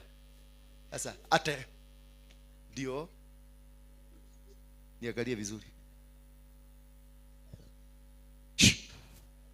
Unaitwa nani? Unaitwa nani? Shosho. Shosho. Mchawi. Mugaga. Hapa hauna nguvu. Hauna mamlaka. Hauna nguvu hata kidogo. Hebu angalia. Check hapa. Mbona venye meruka juu? Sasa hii ndio ina control, inakamatanga anga. Ni ya shosho yake. Na wamemalizwa wote hawa. Hello? How are you? Na hata wacha.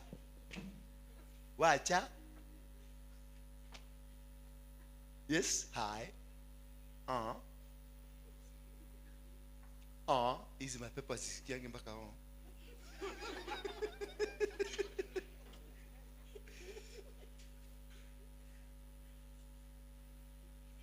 One, 2, 3, 4, 5, 6, 7.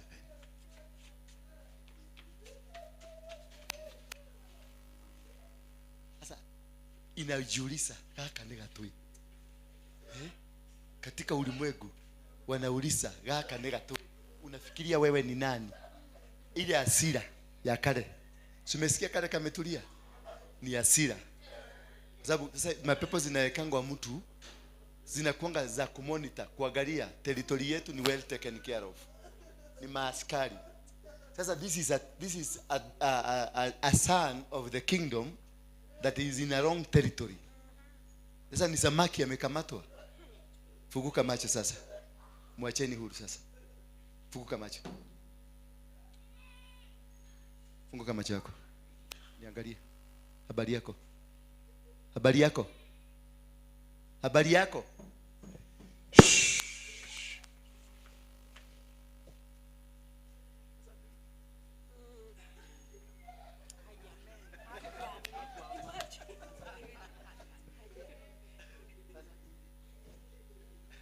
Wako Nikuseo. Kwenye nani anakuanga mganga? Ni shosho. Kujua kama alikuwa mganga. Ni nani unajua mganga wa kwenu?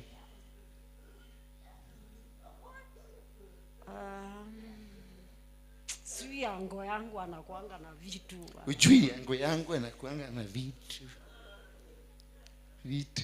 Ni nani anakuanga na uchawi kwenu? Aliachiwa na baba. Nani? Nakuuliza ni nani anakuanga na uchawi kwenu? Mama yangu. Mama yako. It's a simple that way. Wacha story ati aliachiwa, alifanyiwa. Sasa nana huyu amekamatwa na mama yake. Anatumikanga kama vessel, lakini yeye hajui. Umeona? Sasa hivyo ndivyo tunakamatwa. Unakuta haujui wewe ni mchawi, lakini unakuanga unatumika kama chombo. Mama yako anaitwa nani? Muikali. huko region mzima wanatembelewa na watu. Kwa sasa sijui. Kwa nini? Hujui kwa nini? Kwa sababu siko nyumbani. Wakati unakuwa nyumbani, anatembelewa na watu aina gani? Wachawi. Ulijuaje ni wachawi? Kusikia vununu zao. Ziwa zuri. Unasikia vununu. Ndio hiyo vununu. Vununu ndio hiyo. Vununu ndio hiyo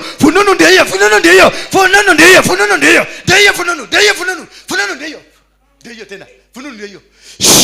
Vununu ndio hiyo. Vio, we, mwikali, toka, mwikali, hama,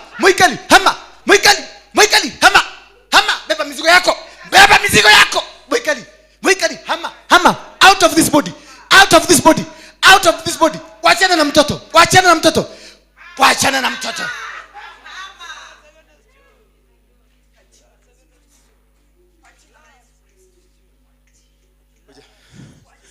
Kuja. Ndio hiyo moto sasa.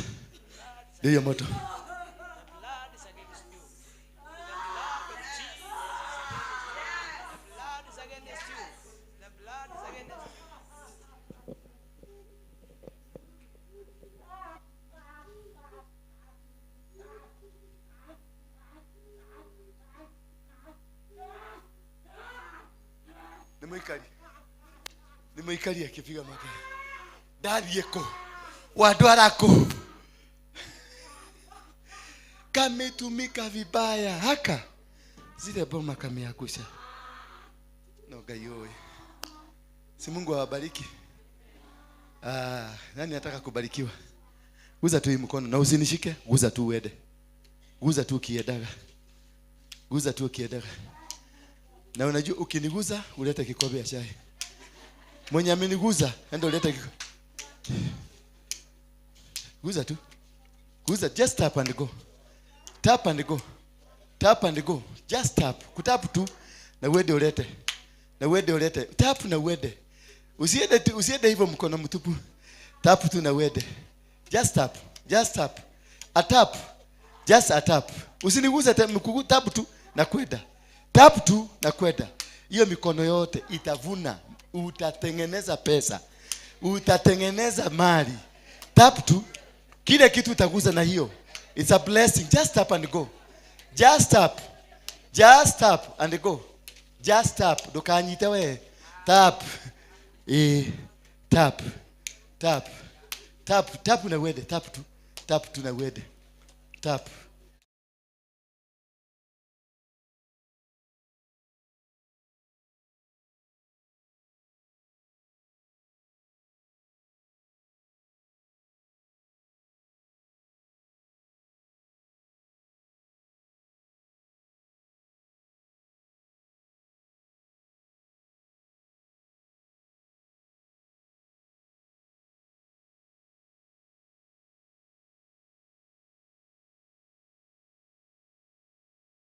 Mfalme wa Amani, in conjunction with the synagogue CFC, invites you into partnership for a special feeding program of elderly every month. On this month of October is on Saturday 28th, 2023. You can choose to give your support either food like rice, beans, dengu, soap or any other basic commodity, or send your contribution on our PayBill number 247247, account number 935035. Remember, it's every month and our feeding program goes to over 1,000 elders of above 60 years. We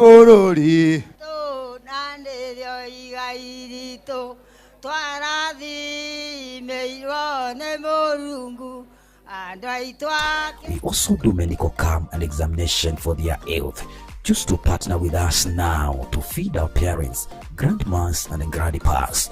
For more information, call us on 0748 29 0000. God bless you for standing with us. Mimi niliwaambia nitasimama na nyinyi. Muzilale jani kikuwa hapa. Hiyo ndio kazi yangu, hiyo ndio kazi ile Mungu alinileta kwa hii dunia. Akaniambia watoto wangu wazikule ja. Watoto wangu washibe, wakae mzuri. Bwana Yesu asifiwe. Na kutoka sasa mkuje kama na mutara.